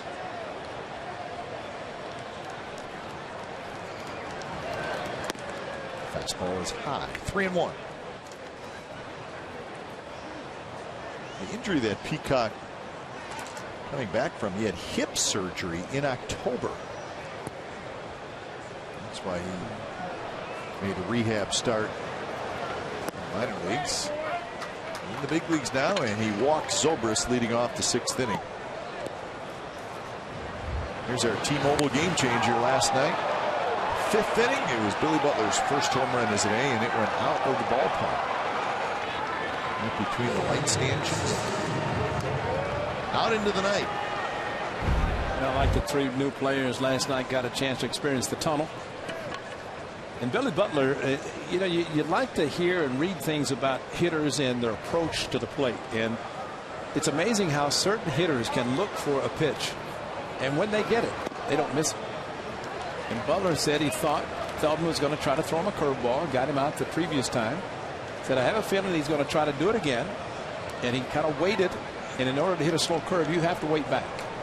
And he waited and lifted and sent it completely out of Minute Maid.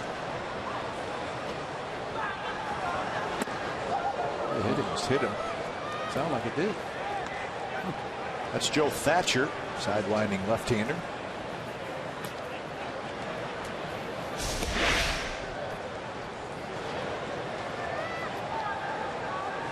Close, I guess. It did miss country breakfast.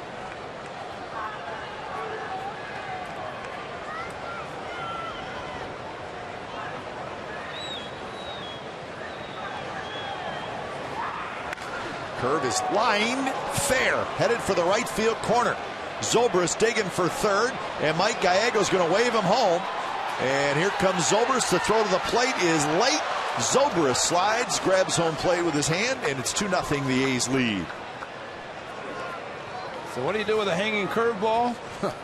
You hammer it to right field, and Ben Zobrist, that's the second time in about 3 days that he has been sent.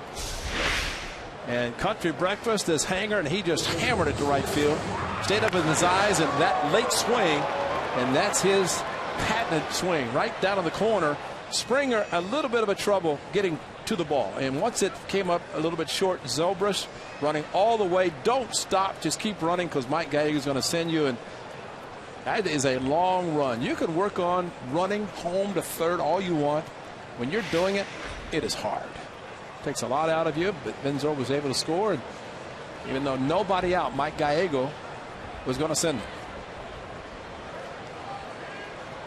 Got a couple left-handed hitters coming up in Davis and Vogt.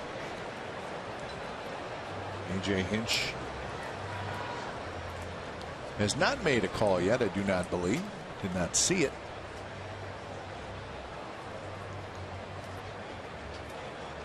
Well, pitch count, nothing else might have gotten to him at 85. They're going to go to the lefty, but pretty good outing by Brad Peacock, considering giving up just 1 run in the first inning and settled down, pitched very well. So when it's time for change, think Speedy Oil Change and Tune-Up, your oil change, tune-up, and smog experts.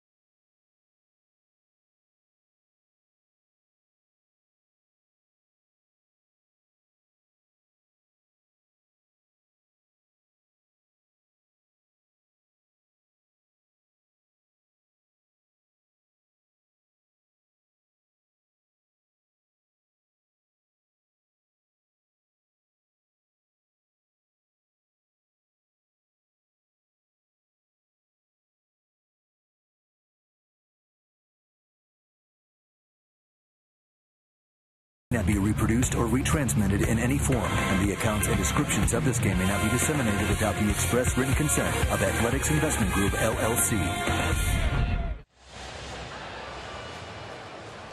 So the A's have scored here in the top of the 6th inning. Billy Butler with an RBI double. So now they're looking for more with the runner at second and nobody out. So the new pitcher is the veteran left-hander Joe Thatcher. Signed a contract in February, right before spring training. Your description was perfect, a sidewinder, and that's the reason with the lefty Ike Davis, and you have Stephen Vogt coming up behind him, and Bob Melvin sticking with his good first baseman, 2-run lead. Ike Davis, a very good first baseman defensively and trying to do something against his lefty. He does. Lowry has it, and he gets the out at first. So Ike Davis does his job, and he gets Butler to third. Jed Lowry thought about going to third with Billy Butler running, but decided to get the sure out. Now just trying to decide what they're going to do. They're going to play in with the infield. 5+ for Brad Peacock, 85 pitches, 2 earned runs so far.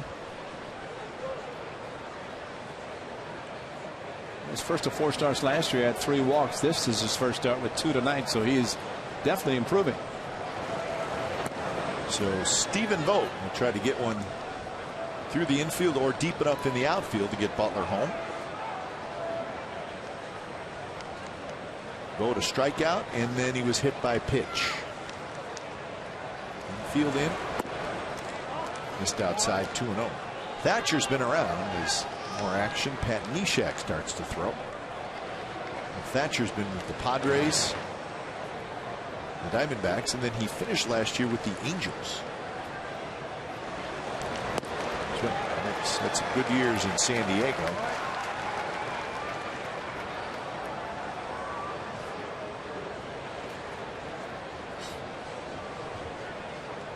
Secrets with Thatcher. If he wants to stay in the big leagues, he's got to get left-handed hitters out. That is it. That kind of delivery should be successful. Right?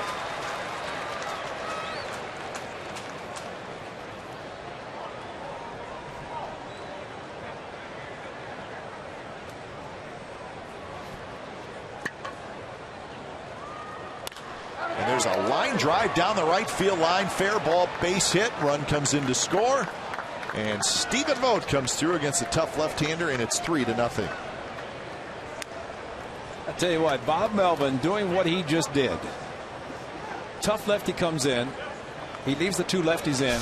One does a great job, and Ike Davis moving Butler over to third base, and now Stephen Vogt gets a steady dive, 5 sliders from the sidewinder, and it lifts one.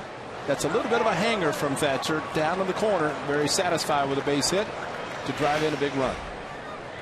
Well, great textbook fundamental baseball for the A's tonight. There's Laurie. So still only 1 out. A walk, a double, a ground out, and a single, and the A's have scored twice.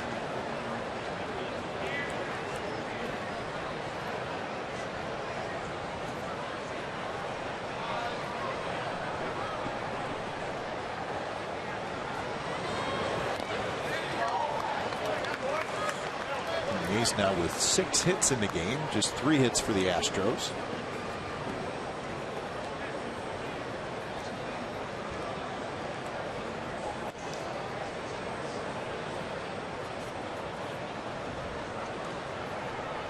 Warrior fielder's choice and a fly ball to center field.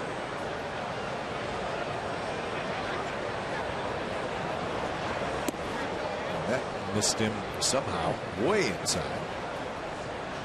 Jason Castro done a very good job with Thatcher, because while he is tough on lefties and is of course very tough on righties, sometimes difficult to catch a sidewinder because the ball's running away so much. That was a slider inside the line.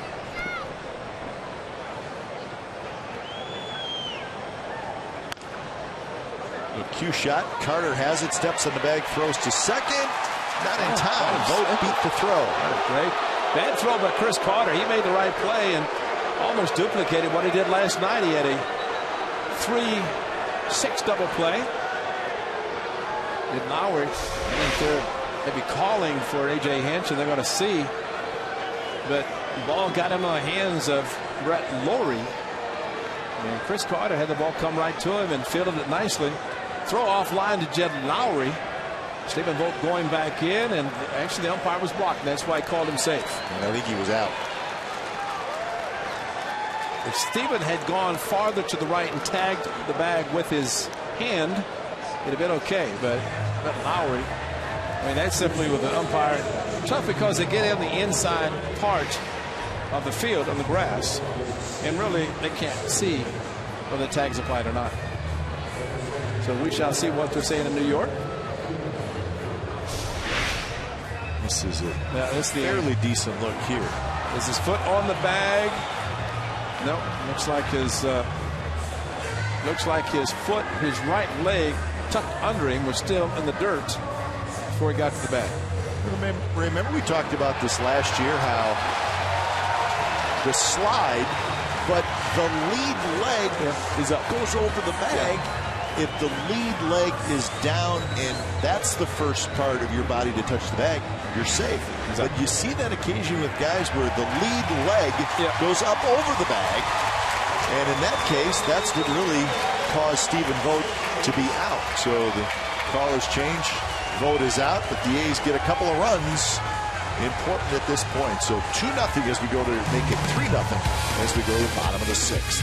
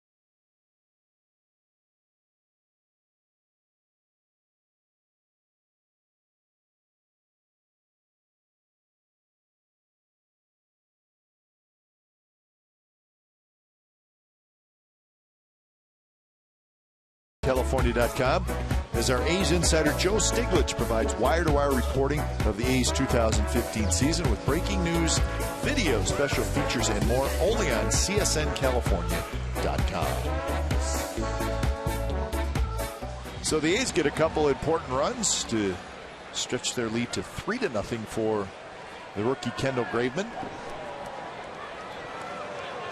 And now he faces Evan Gattis leading off the 6th inning. And Gattis hits it hard, but Lowry has it, throws, and Davis had to come off the bag, and Gattis is aboard. And Lowry made a terrific play, got up, but his throw just forced Davis to dive to his right. More time than he thought, Kai, and that's the whole thing. And I like Davis is a great first baseman, try to keep his foot. But there, when you dive, you do not know where the base runner is, the hitter is. And you see, he just kind of pulled it a little bit when he threw it. And like Davis kept the ball from going past him, but Evan Gattis able to beat it out. So it's a hit, and that's 4 hits for the Astros. And here's Luis Valbuena. First pitch a bit high. And if, I mean, that's a great play. And if he realized Gattis hit it, but as he threw it, and that's a good call.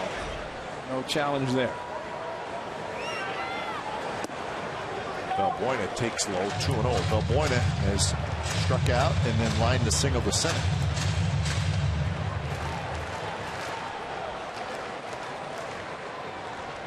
Flaherty getting loose. Graveman at 87 pitches. He threw his 57 pitches in that first start. Last Thursday.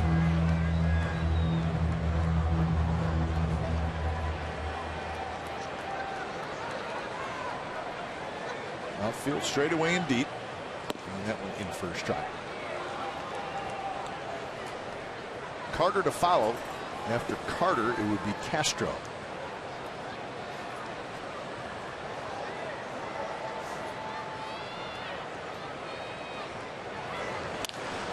Liner foul. So now it's 3-2. But at least now the luxury is that you have a 3-run lead. You get a runner on base, 4 to make a mistake, but you can't guide the ball. You have to throw, still try to get the sinker and try to get the ground ball. 10 ground ball outs so far tonight for the first 5 innings for Graveman. Just a couple of fly ball outs.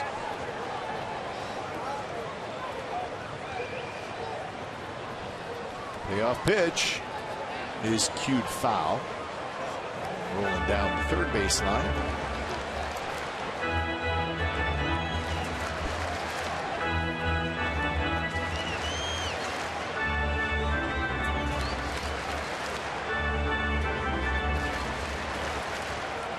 You remember when players did not wear batting gloves? You never see Evan Gattis adjusting batting gloves that he doesn't wear.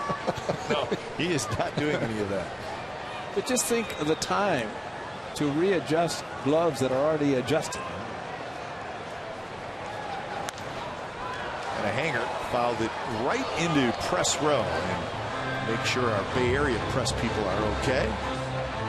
Well, that's a good break. That's a ball 4. And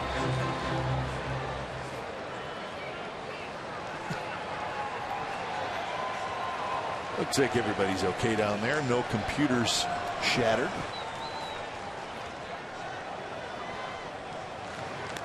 If you're a sports writer, you do not want your computer to get hit by a foul. Well, and you better protect yourself because usually the heads are down. They're not watching the game. Right. They're writing while this game is going on.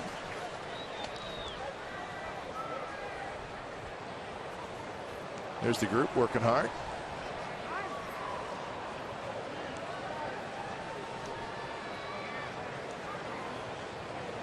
Joe Staglich is up there, our CSN A's insider. Joe's already did about 4 stories tonight.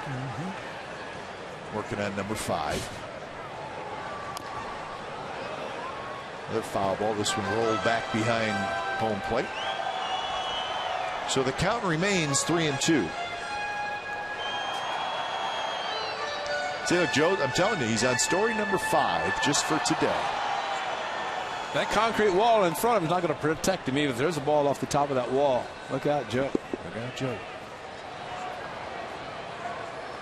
Another 3-2 pitch. Here it comes, and it's high, and Graveman loses Valbuena. I think that's the kind of at-bat that can really frustrate a pitcher. Yeah. Get the Sean Doolittle Silhouette Fleece Blanket presented by Kelly-Moore Paints on Tuesday, May the 12th, when the A's host the Boston Red Sox. 15,000 fans will walk away with this green and gold fleece blanket that pays homage to Sean Doolittle's signature pose. Get tickets now at athletics.com/tickets. Kurt Young visiting his young pitcher, and I do not know exactly what he's saying, but I could say that he's saying, you've got one more batter because he's right-handed, and you've got some lefties coming up. There's a lefty in the bullpen ready to come in. Your pitch count's up to 94. You've had some extra time because you didn't throw a lot of pitches last Thursday, but bear down. It's everything you got with Chris Carter.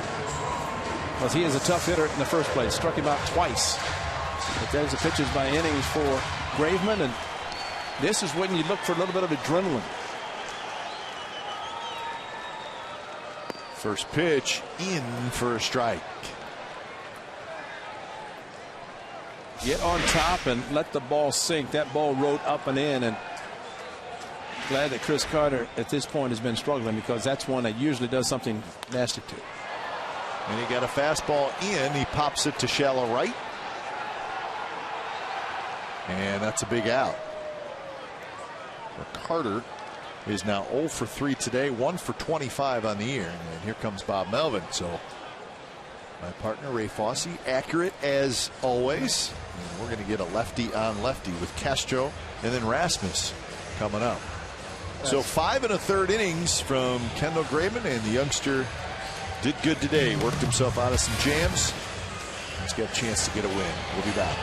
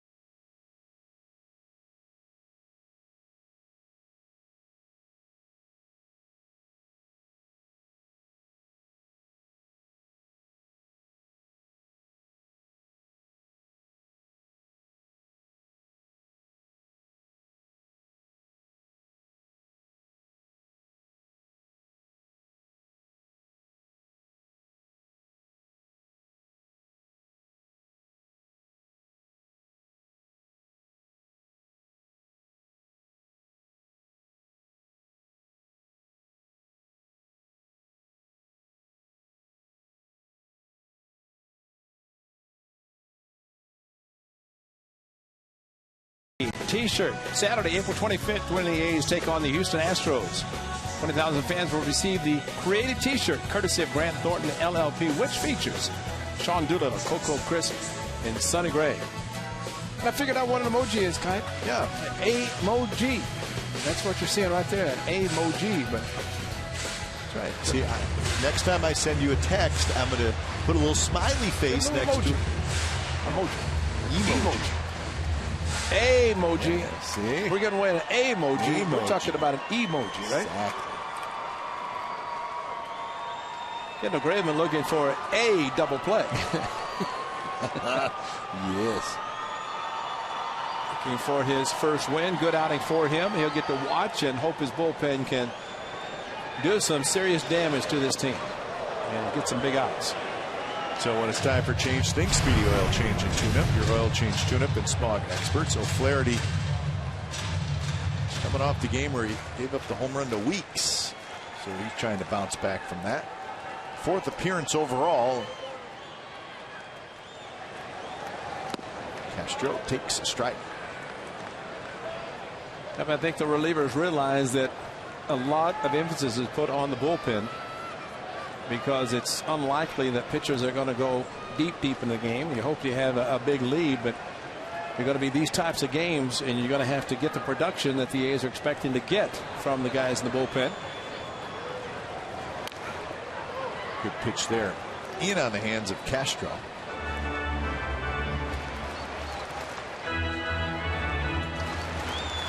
So O'Flaherty ahead. Rasmus, another left-handed hitter, waiting in the on-deck search.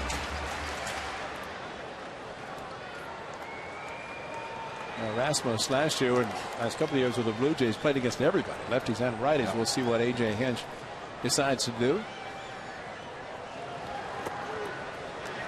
Take by Castro, count even 2-2. O'Flaherty's success with Atlanta before the A's did acquire him was there is the left-handed hitter Rasmus, not a switch hitter, just a straight lefty. But O'Flaherty had a lot of success against both righties and lefties. Of course, Tommy John surgery tailed his time in the big leagues a little bit, but trying to get it back with the Athletics. Could be 2. Zobrist, Simeon, double play. Just what the A's needed, and O'Flaherty got it. So Castro hits into the double play. Side retired.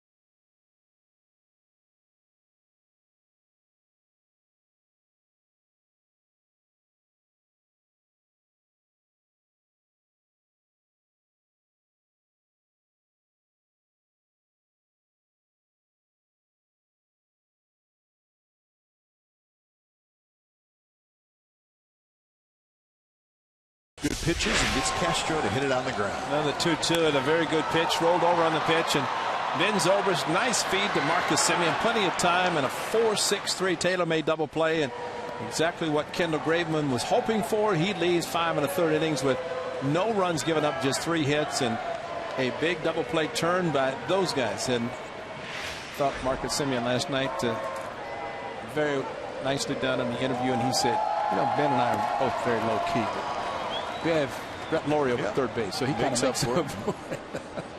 You're right. Reddick, Semien, and Fold here in the top of the 7th inning. The Tigers won tonight. They shut out the Pirates 2-0. So Detroit goes to 7-1. Winning in Pittsburgh. It was nice of the Tigers let the Pirates win their home opener yesterday, and then it's nice. Got back to normal today.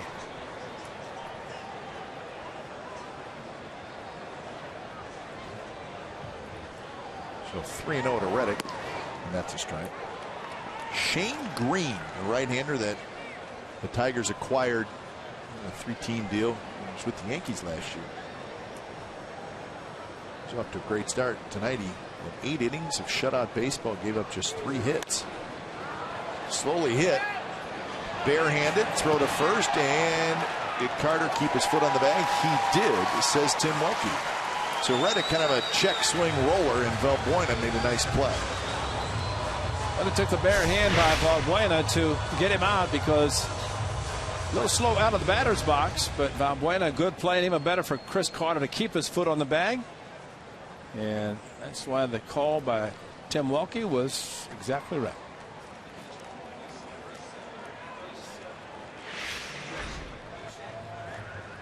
So Reddick is retired. When it's time for change, think Speedy Oil Change and Tune-Up, your oil change, tune-up, and smog experts. Pat Neshek coming in.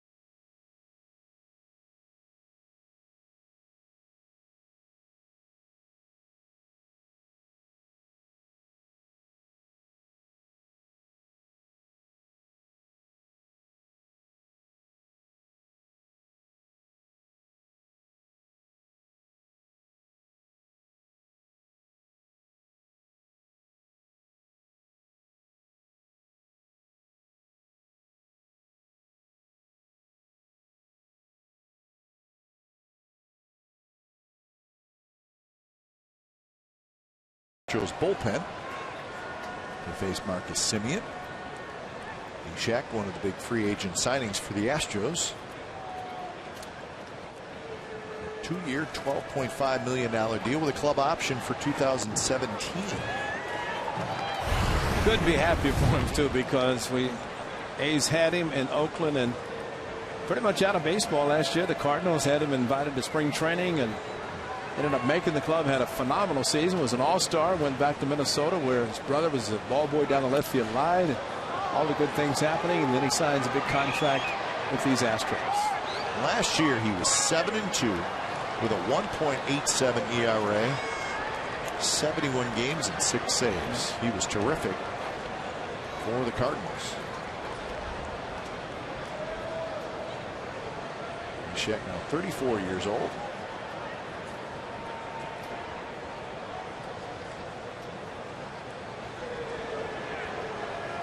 bit different. We got to know him with the A's. Yeah. Really one of the nicest guys you'll ever meet. Absolutely. And tough to hit. And that delivery, as we talked about when he was with the A's, is a result of a surgery that he tough to get his arm up to throw over the top, so he changed it. And this is very effective because it's got a sidewinder and funky delivery. And always throws the right hand up as a strikeout, points to the sky, and gets a big out.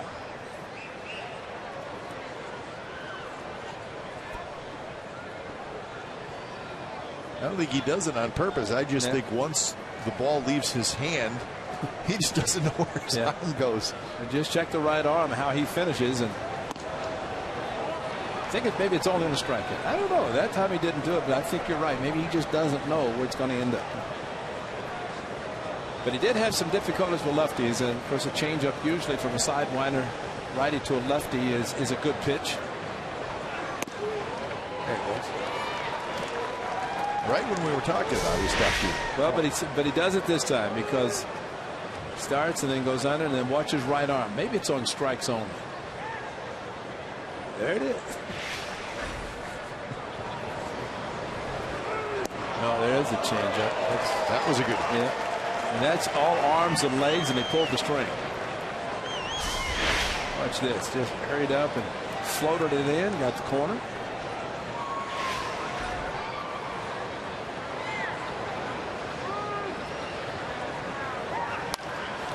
Good swing there.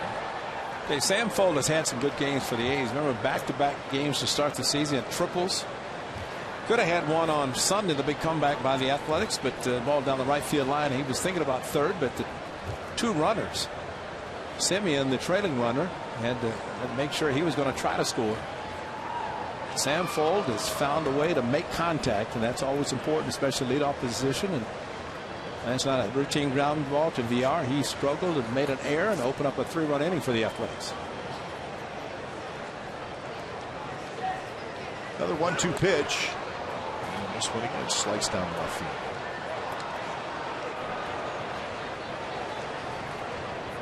Mariners and the Dodgers are underway, and the Mariners had it again early in the very first inning at Dodger Stadium. Robinson Cano with the 2-run homer, and Nelson Cruz with a solo homer, and the Mariners lead 3-0 after a half an inning.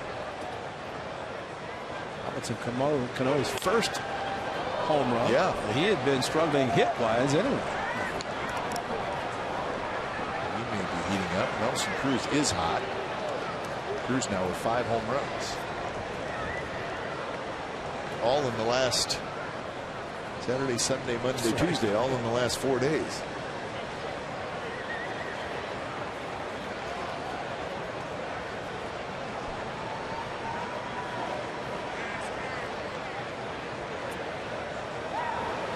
Sam Fold waited on that breaking ball, hits it high, and again 5 on the left field line.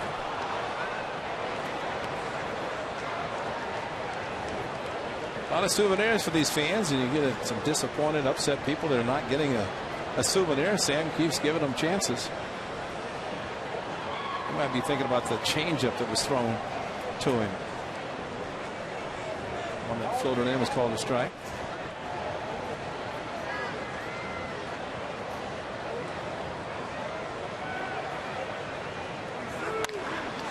Hits it hard right to the shortstop. Rory handles a little bit of a tough hop. Throws Fold out, and the A's go in order in the top of the 7th. 7th inning stretch coming up from Houston. 3-0 A's.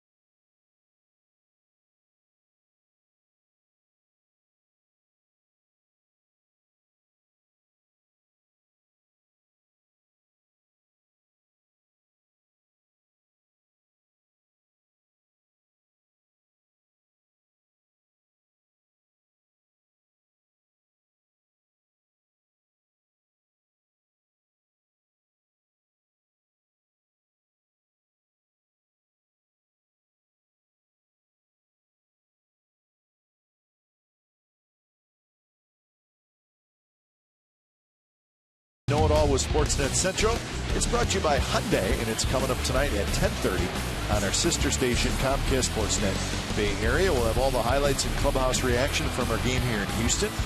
The Warriors discussing their possible playoff opponents they should know later on tonight. And the best NBA and Major League Baseball highlights. Met Free, Dave Feldman will host. We'll be doing that from the studios. We're here in Houston. A's shutting out the Astros so far as O'Flaherty stays on to face Rasmus. Rasmus a walk and a fly ball to left field. Marisnik to follow, and then Altuve.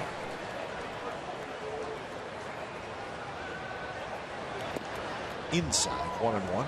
Rangers still leading the Angels. That game now 8-1 in the 7th inning. Robinson Chirinos hit a 3-run homer.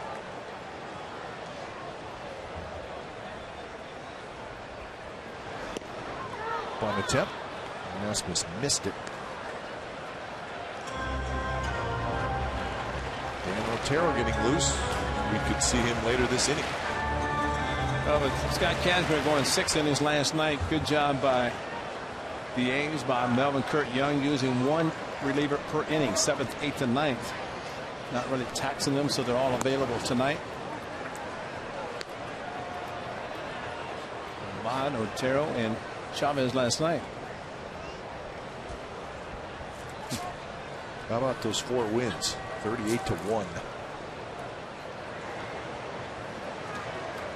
The Ole Miss guy will get them tomorrow. And Rasmus swings and misses.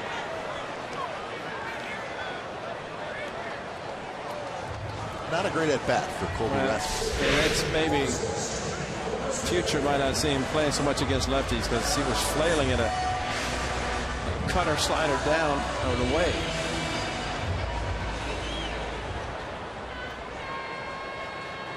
And here's Marisnik. Marisnik has grounded out twice. He's 0 for 5 in the series.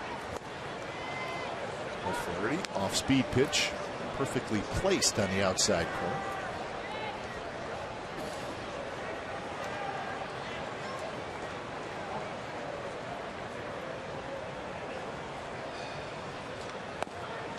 He did it again. And Marisnik can't lay off. That's called being anxious. You're opening up, you see a pitch outside, and you start your swing looking for something inside, and cannot hold up the swing, then you find out you went too far. And on 3 pitches, Marisnik missed all 3 of them, and that's back-to-back strikeouts for O'Flaherty.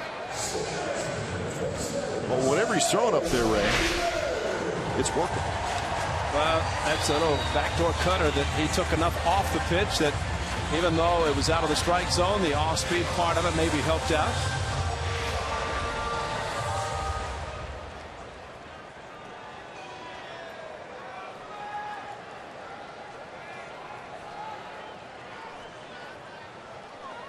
So now the top of the order, Jose Altuve. Simeon's going to have to hurry. He does. Not in time. Altuve gets a hit. First one of the night after 3 hits last night. That's a result right there of an infield. Look where Simeon's playing, where you have to do it. And a slower hit ball, he charged as well as he could. Strong throw. And that's where the speed of Altuve helped him beat it out.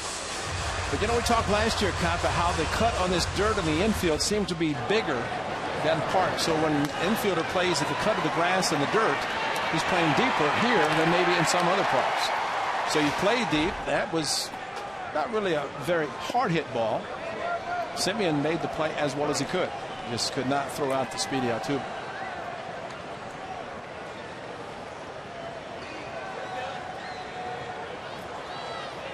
So here's Springer, who has walked, grounded to short, grounded to third.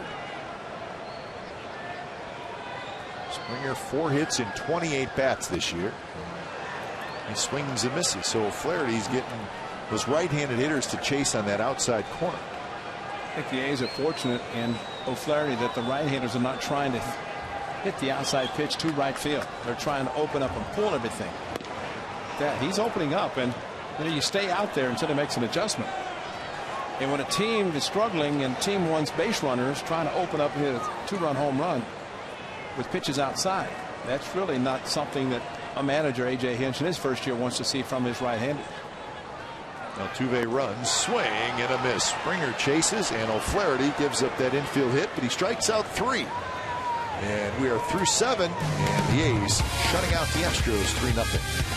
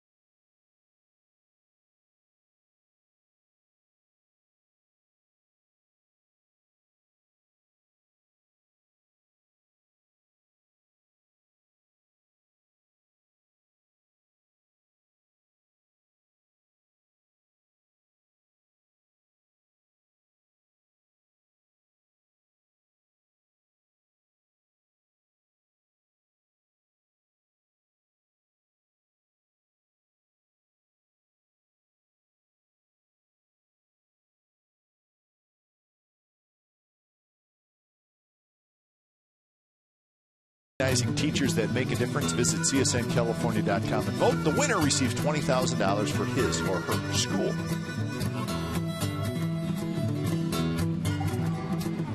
Three 0 the A's lead the Astros. It's the 8th inning. The crowd tonight 18,935.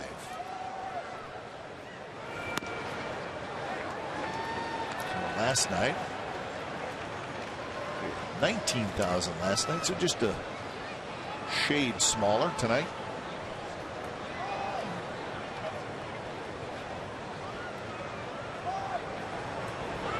One to Canna, now 0-2. So Canna, Zobrist, and Butler against Neshek here in the 8th inning. Sam Gaduno starting to throw.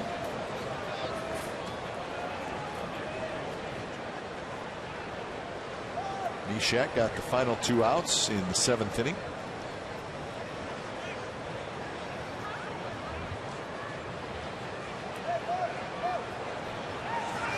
Swing and a miss. So on 3 pitches, Canna is retired. Canna's 0 for 3 with a walk.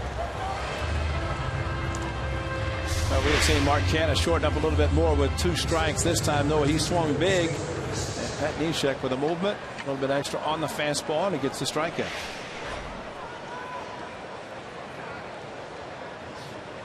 So that'll bring up Ben Zobrist.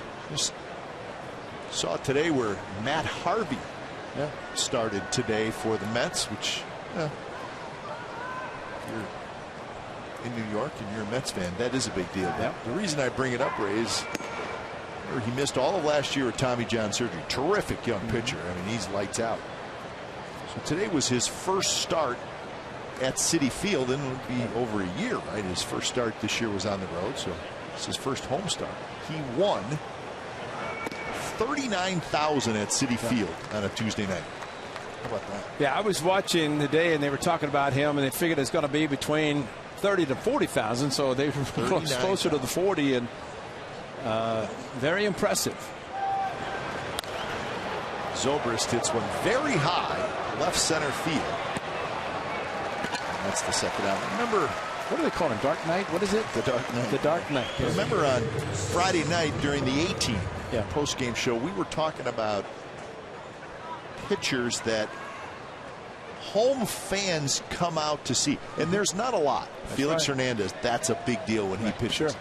But there's just a handful of guys who, when their guy is pitching, fans will come out to see him, and Harvey is one of those guys.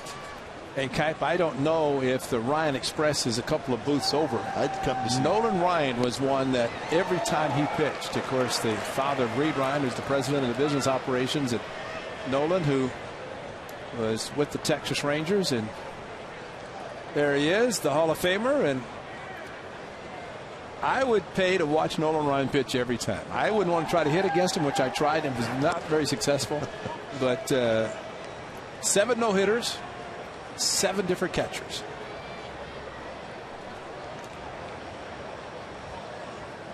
those guys are few and far between. I guess you'd probably come and see Kershaw pitch for obvious reason. It's the great Enos Cabell sitting beside Nolan Ryan, a great Astro. Yeah, there's a few. There's a few, but right? not a lot. Not you would say, you know what, I want to go to that game because he's pitching. That's right. If you're a home fan. Well, as we were talking with Felix on Sunday, because you pitched a perfect game. Somebody gets on base, the perfect's over, then he gives up a hit, no chance for a no-hitter. But I think every time guys like that who've experienced a no-hitter, especially a perfect game, you're thinking every time you take them out. And with Nolan Ryan, in his great career, more strikeouts than anybody. Witnessed him striking out Ricky for number 5,000. Sure. Fans like that strikeout. Especially from him. Good pitch there by Neshek. So a very impressive inning by Pat Neshek. Couple of strikeouts. Bottom of the 8th coming up. It'll be Lowry, Gaddis, and Valbuena. Still 3-0 the A's lead.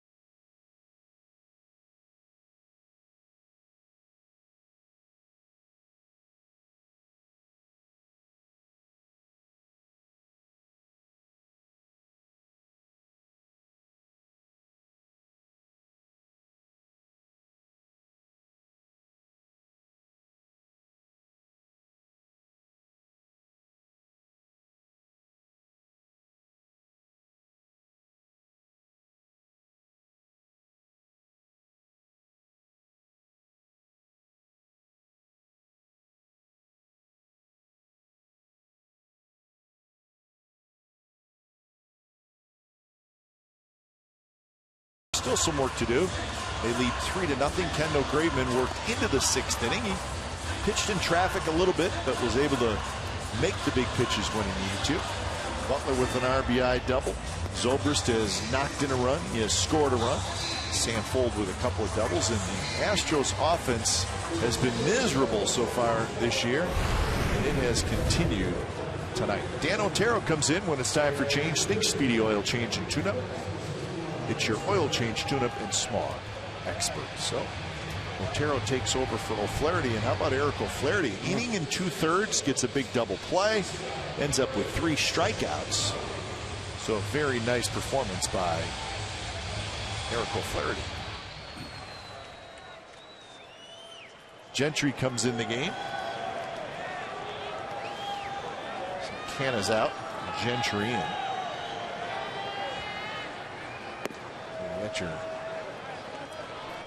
At least from a defensive standpoint, your A outfield out there. Plenty of speed. Yep. Otero last night pitching, as we mentioned, 1 inning, gave up a hit.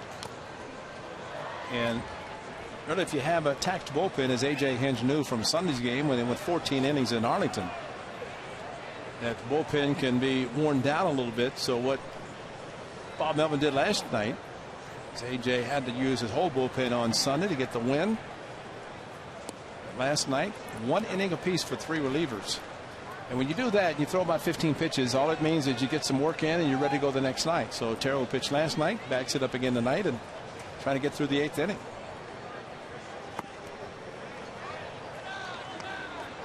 Jed Lowry a single in the first. He was hit by a pitch in the 3rd, and then bounced out in the 5th, so 1 for 2.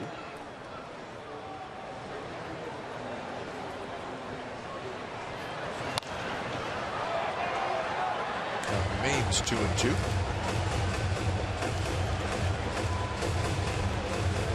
So one more game in this series tomorrow night, then an off day in Kansas City. And then the weekend series against the Royals. That should be a lot of fun. Leave Kansas City, go to Anaheim for 4. Long road trip.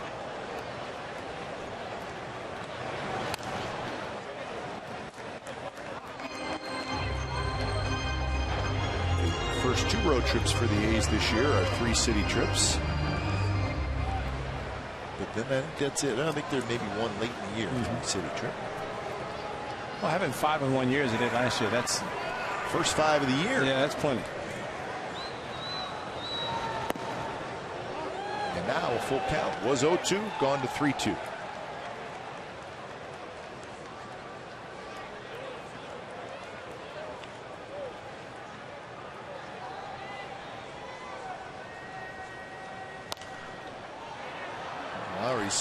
He's got a couple pitches to hit in this at bat, and he's fouled them back. He's waiting long enough that he's not being overly aggressive to get out in front and roll over on a sinker from Dan Otero. He's waiting and fouling them out of play to the right side. He'll stay with the sinker down and away. And again, foul back. So quite a battle here now. 9 pitch at bat. Coming on 10.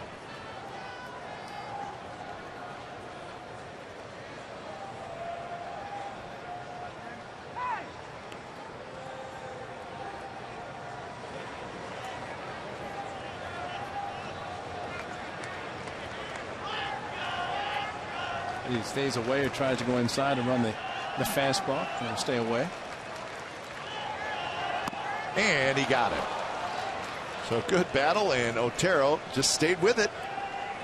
And that was a perfectly placed sinker, and Lowry strikes out. Make sure you join us tomorrow. As we said, A's and Astros will wrap up the series. There's your matchup, Drew Pomeranz against Colin McHugh. Coverage begins at 4:30 with A's pregame live. And of course, after the game, you'll get complete A's coverage on Sportsnet Central and CSNCalifornia.com. So Colin McHugh, he pitched a game against the A's here last year early in the year, and he was very impressive. And he ended up having a really good year for the Astros. Well, he came close to having a complete game in his first start. That was against the A's, but the A's got to him. They had to go to the bullpen, but pitched very well. You know, as we've talked about at the beginning of the series, the A's and Astros will see each other 19 times. And while the A's and Astros are meeting for the first 3 games, and you're seeing a team that maybe is struggling a little bit offensively, next 16 games, you never know what could come out of this Astro team, because they are much improved over the offseason. Gaddis, who you're just as concerned about as anybody, and Chris Carter, and middle part of the lineup, they're going to score some runs. They're going to hit some long ones. Toward the right field corner, Reddick into the corner, and Reddick makes a nice catch. Wow.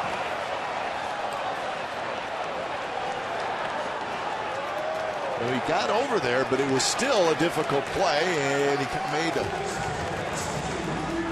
just a couple steps in front of the wall. And Gaddis has the power to go that direction, and it took off like it might have a chance, and Josh Reddick, the Gold Glover, right at the base of the wall, took a little peek and saw that he had some room and went right after it. And it was right here, in 13, where he injured himself down the right field line. So Gaddis 1 for 4. 2 outs. Here's Valbuena. With high with the fastball. Josh Reddick played it perfectly. Jumped a little bit, didn't have to, but concentration all the way once he found out how close he was to the wall. You know, Kai, they asked about the roof open, close, which, you know, it's better. And just wonder if that ball might have been knocked down a little bit. Because when it's closed, there's nothing happening. No wind. When if it's closed, but when it's open, who knows? But I thought when I left it bad, it might have a chance to go. Valbuena gets his second hit. 2-out single, so he's been on base 3 times, 2 singles and a walk.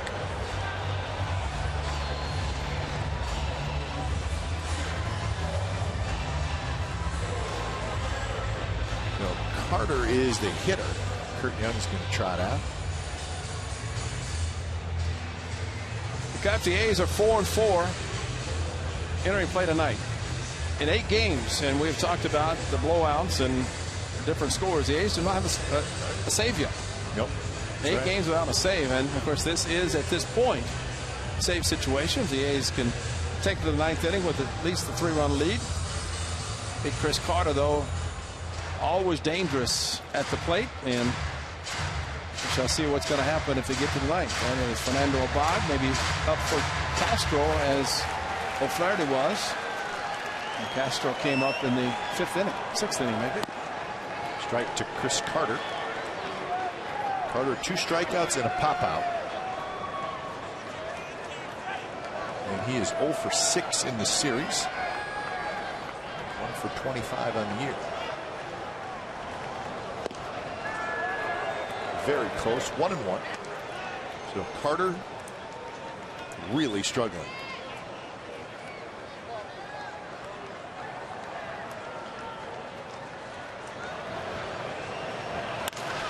There's a base hit to right field.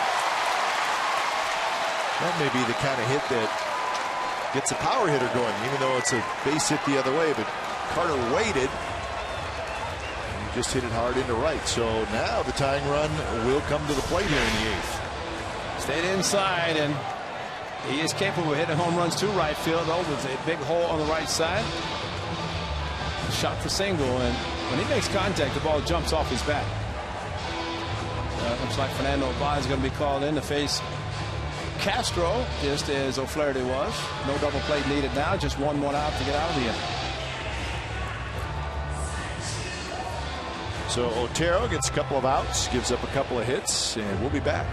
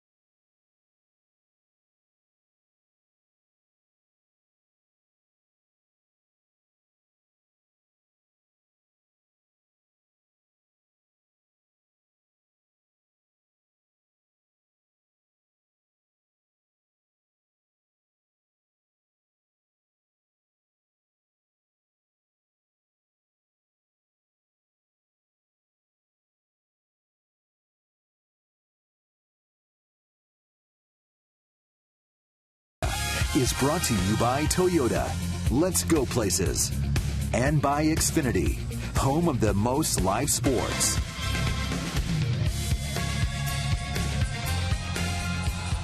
So Otero out, Abad in. And Abad, like Otero, pitched last night. About through 16 pitches last night. In his 5th appearance already, and this is the A's 9th game. And he's going to face the tying run. It's going to be Castro. So Valbuena a single with 2 outs, and then Carter the single.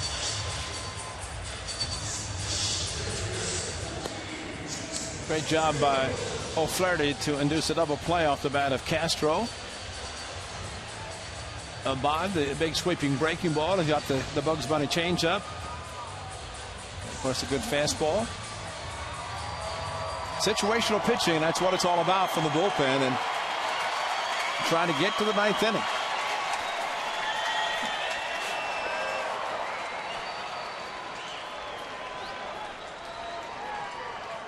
So Abad, he is ready. Castro a walk, a single, and he hit into a 4-6-3 double play. Fastball. Robbie Grossman has come out into the on-deck circle. Grossman is a switch hitter.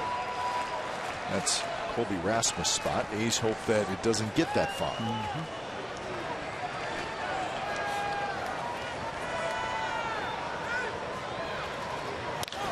There's a shot to right. Reddick on the move, still on the move, and Reddick runs it down.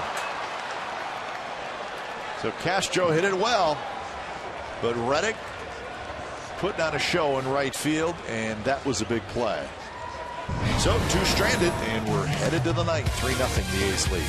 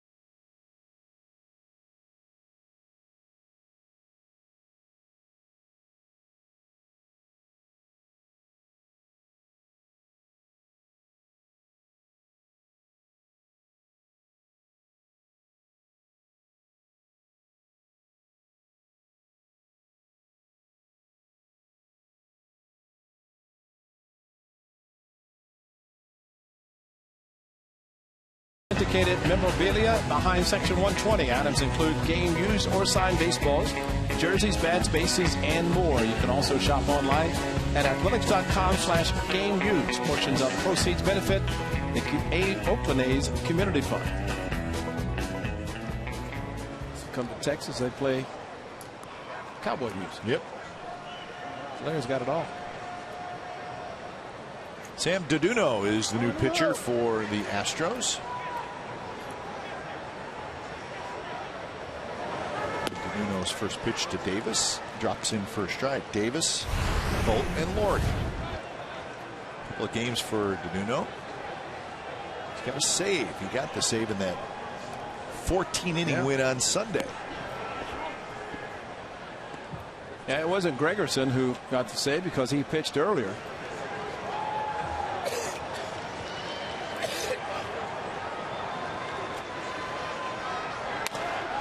Davis shoots it foul. Far edge of the A's dugout. And Josh Reddick, Castro hit the ball well. You're thinking if he hooks this down in the corners, 2 runs and a double.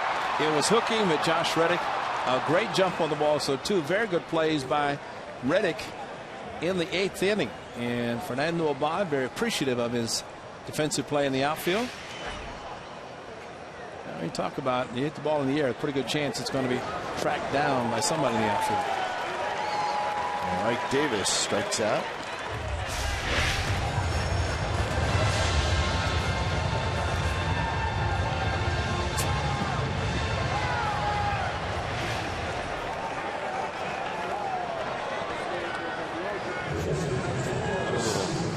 Eighth inning celebration. So 1 out for Vogt. Only one guy I've ever seen run out of the dugout in the 8th inning to celebrate a win after the bottom of the 8th was Jim Corsi, Yankee Stadium.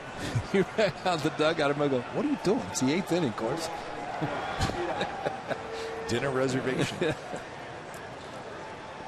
So Tyler Clippard will try to get the A's first save unless the A's come up with a run in this inning to make it a 4-run lead. Right now it is a save situation. Right now it's the first save opportunity as a possibility even for the Athletics.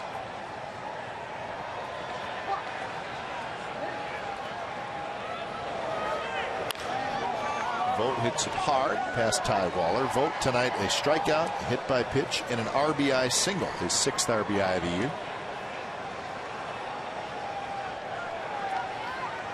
Facing Sam Diduno.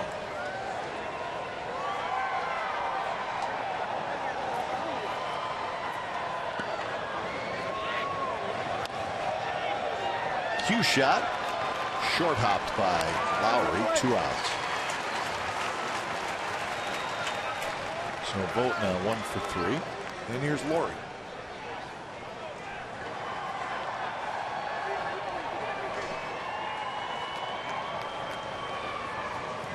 Laurie is 0 for 3. Rangers still leading the Angels 8-2. That game now in the bottom of the 8th inning.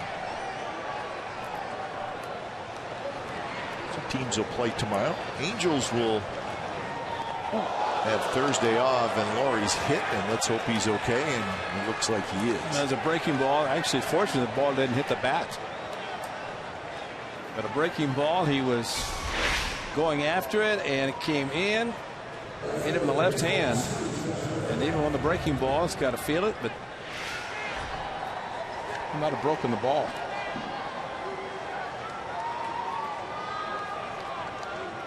So Reddick will get a shot. Reddick had an infield hit back in the 2nd inning.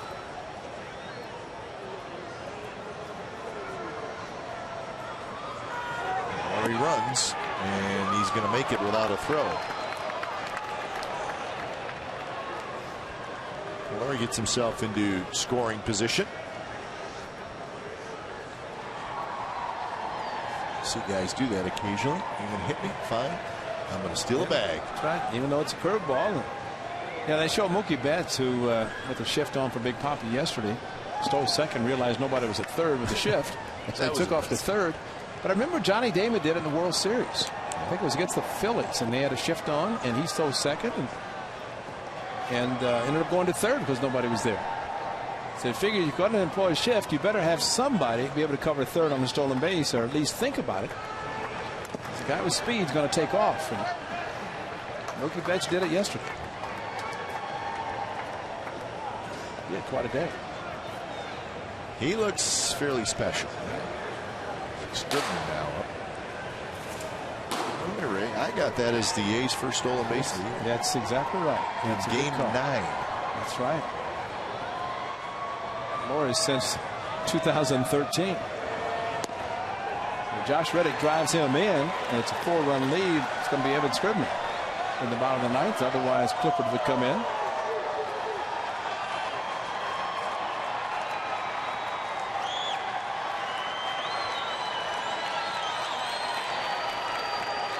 Not close.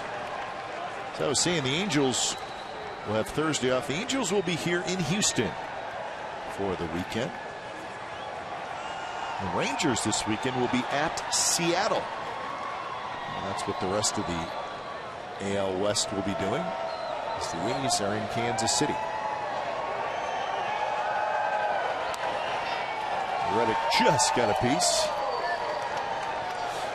By the way, the A's going to Kansas City, just as a reminder of the great bullpen they have, and I think it's been 19 innings they've not allowed to run. Yeah, of course. They've been pretty good. So they have not missed a beat.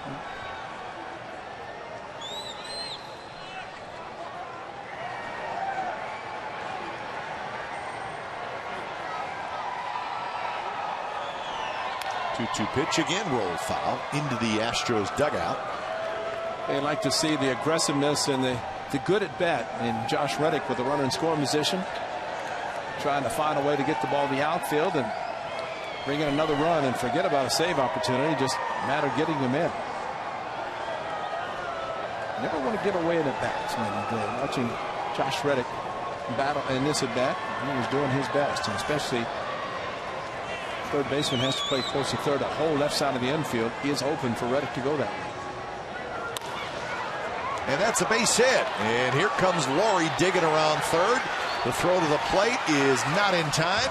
And going to second is Reddick. So Josh Reddick with a 2-out RBI hit, and the A's lead 4-0.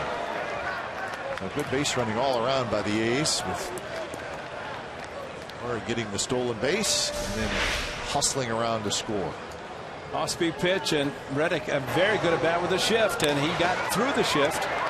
And Springer, very strong arm, playing shallow, but as soon as contact was made, Brett Laurie took off. And like you said last night, he's got some speed. He does. And he showed it with that scoring from second base.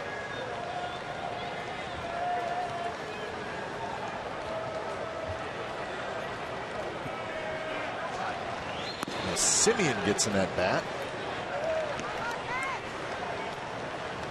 So Tyler Clippard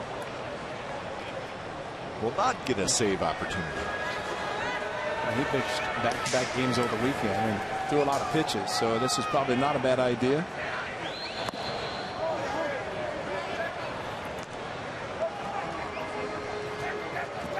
A 2-0 the count to Simeon, who is hitless with a couple of strikeouts tonight.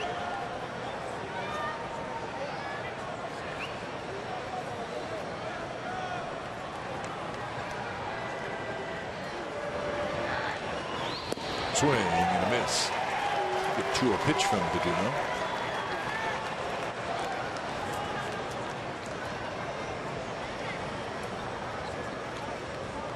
So a couple of hits for Josh Reddick. Got the cue shot earlier, and RBI single and a great at bat, 7-pitch at bat from Reddick. And single sharp in right field.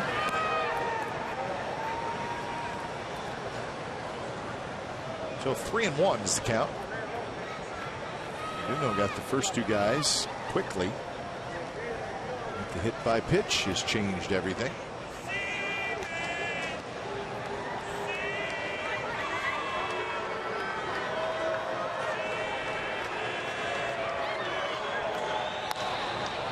To third.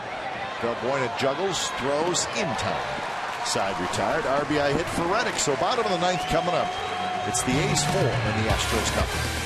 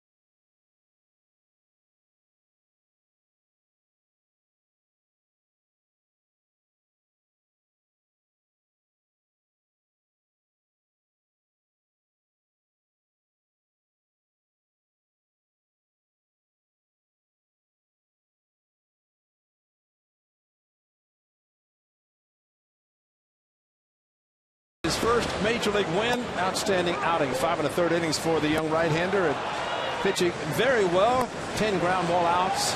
Got in some jams, but the good grounder helped him. There's a 1-4-3 double play. There's 2 of the 10 ground ball outs. So good job by this young right-hander. And he's trying to hang on with a 4-run lead in the 9th inning. And it is going to be Tyler Clippard, isn't it? And as he was warming up, he sat down with Scribner there, but decided to bring him in. So Clippard comes on for appearance number 4. As Ray mentioned, 2 appearances over the weekend. On Saturday, he threw 32 pitches. On Sunday, he threw 9 and did not pitch yesterday. So again, not a save situation for Clippard, but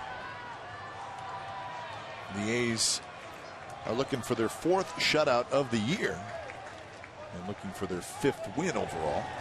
Rasmus, Marisnik, and Altuve.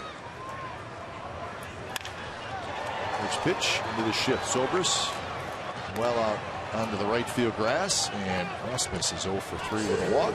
He's retired, 1 out. That's exactly what the A's are hoping. With Tyler Clippard in the game, they do not want to see a huge number of pitches. And I think that's the important thing, to get 1 pitch, 1 out to start this 9th inning.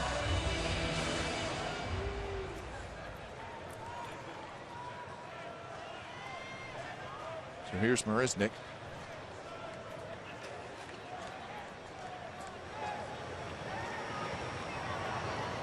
Good fastball. First pitch strike from Tyler Clippard. So Flaherty an inning and 2/3. Otero a couple of outs. Abad got a big out.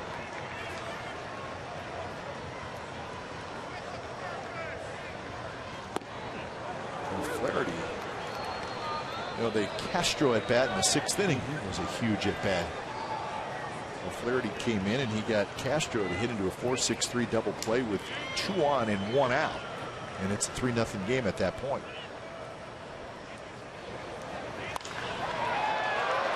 Nick just flips it into right center for a hit.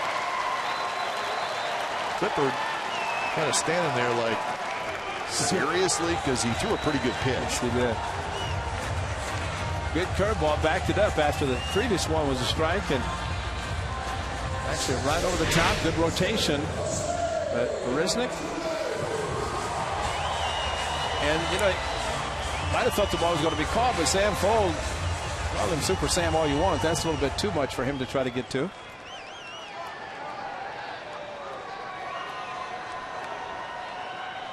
So here's Jose Altuve.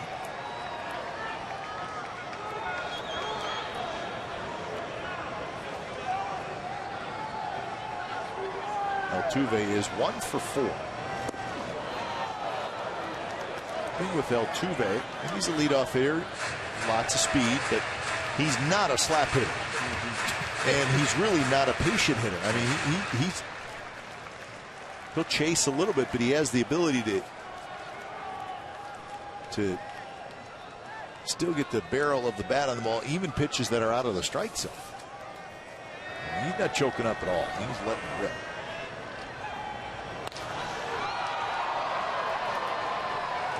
Toward Reddick for out number 2. So the A's 1 out away from their 5th win of the year. Remember, A's post-game live coming up right after the ball game. We'll have an interview with you.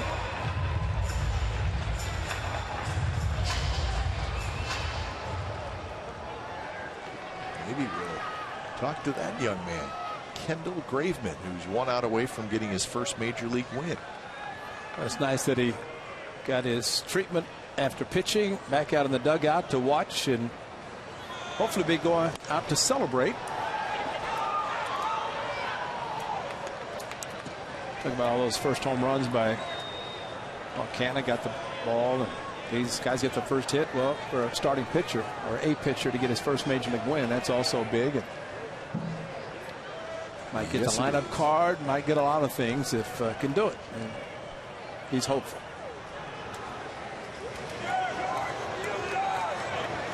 swing and a miss. Might get to talk to Ray Fosse in the post-game show. Anybody? Just saying. You're the leader, partner. You're the leader. You're a big league leader. Yeah, right. 0-2. Clippard trying to finish off Springer. And this should do it. The sure-handed Josh Reddick in right. And that's the ball game. So the A's shut out the Houston Astros tonight by a final score of 4-0. Congratulations to that young man, Kendall Graveman. It's his first major league win, first of many, we hope. So the A's get their 4th shutout of the season, and they will go for the sweep tomorrow night here at Minute Maid.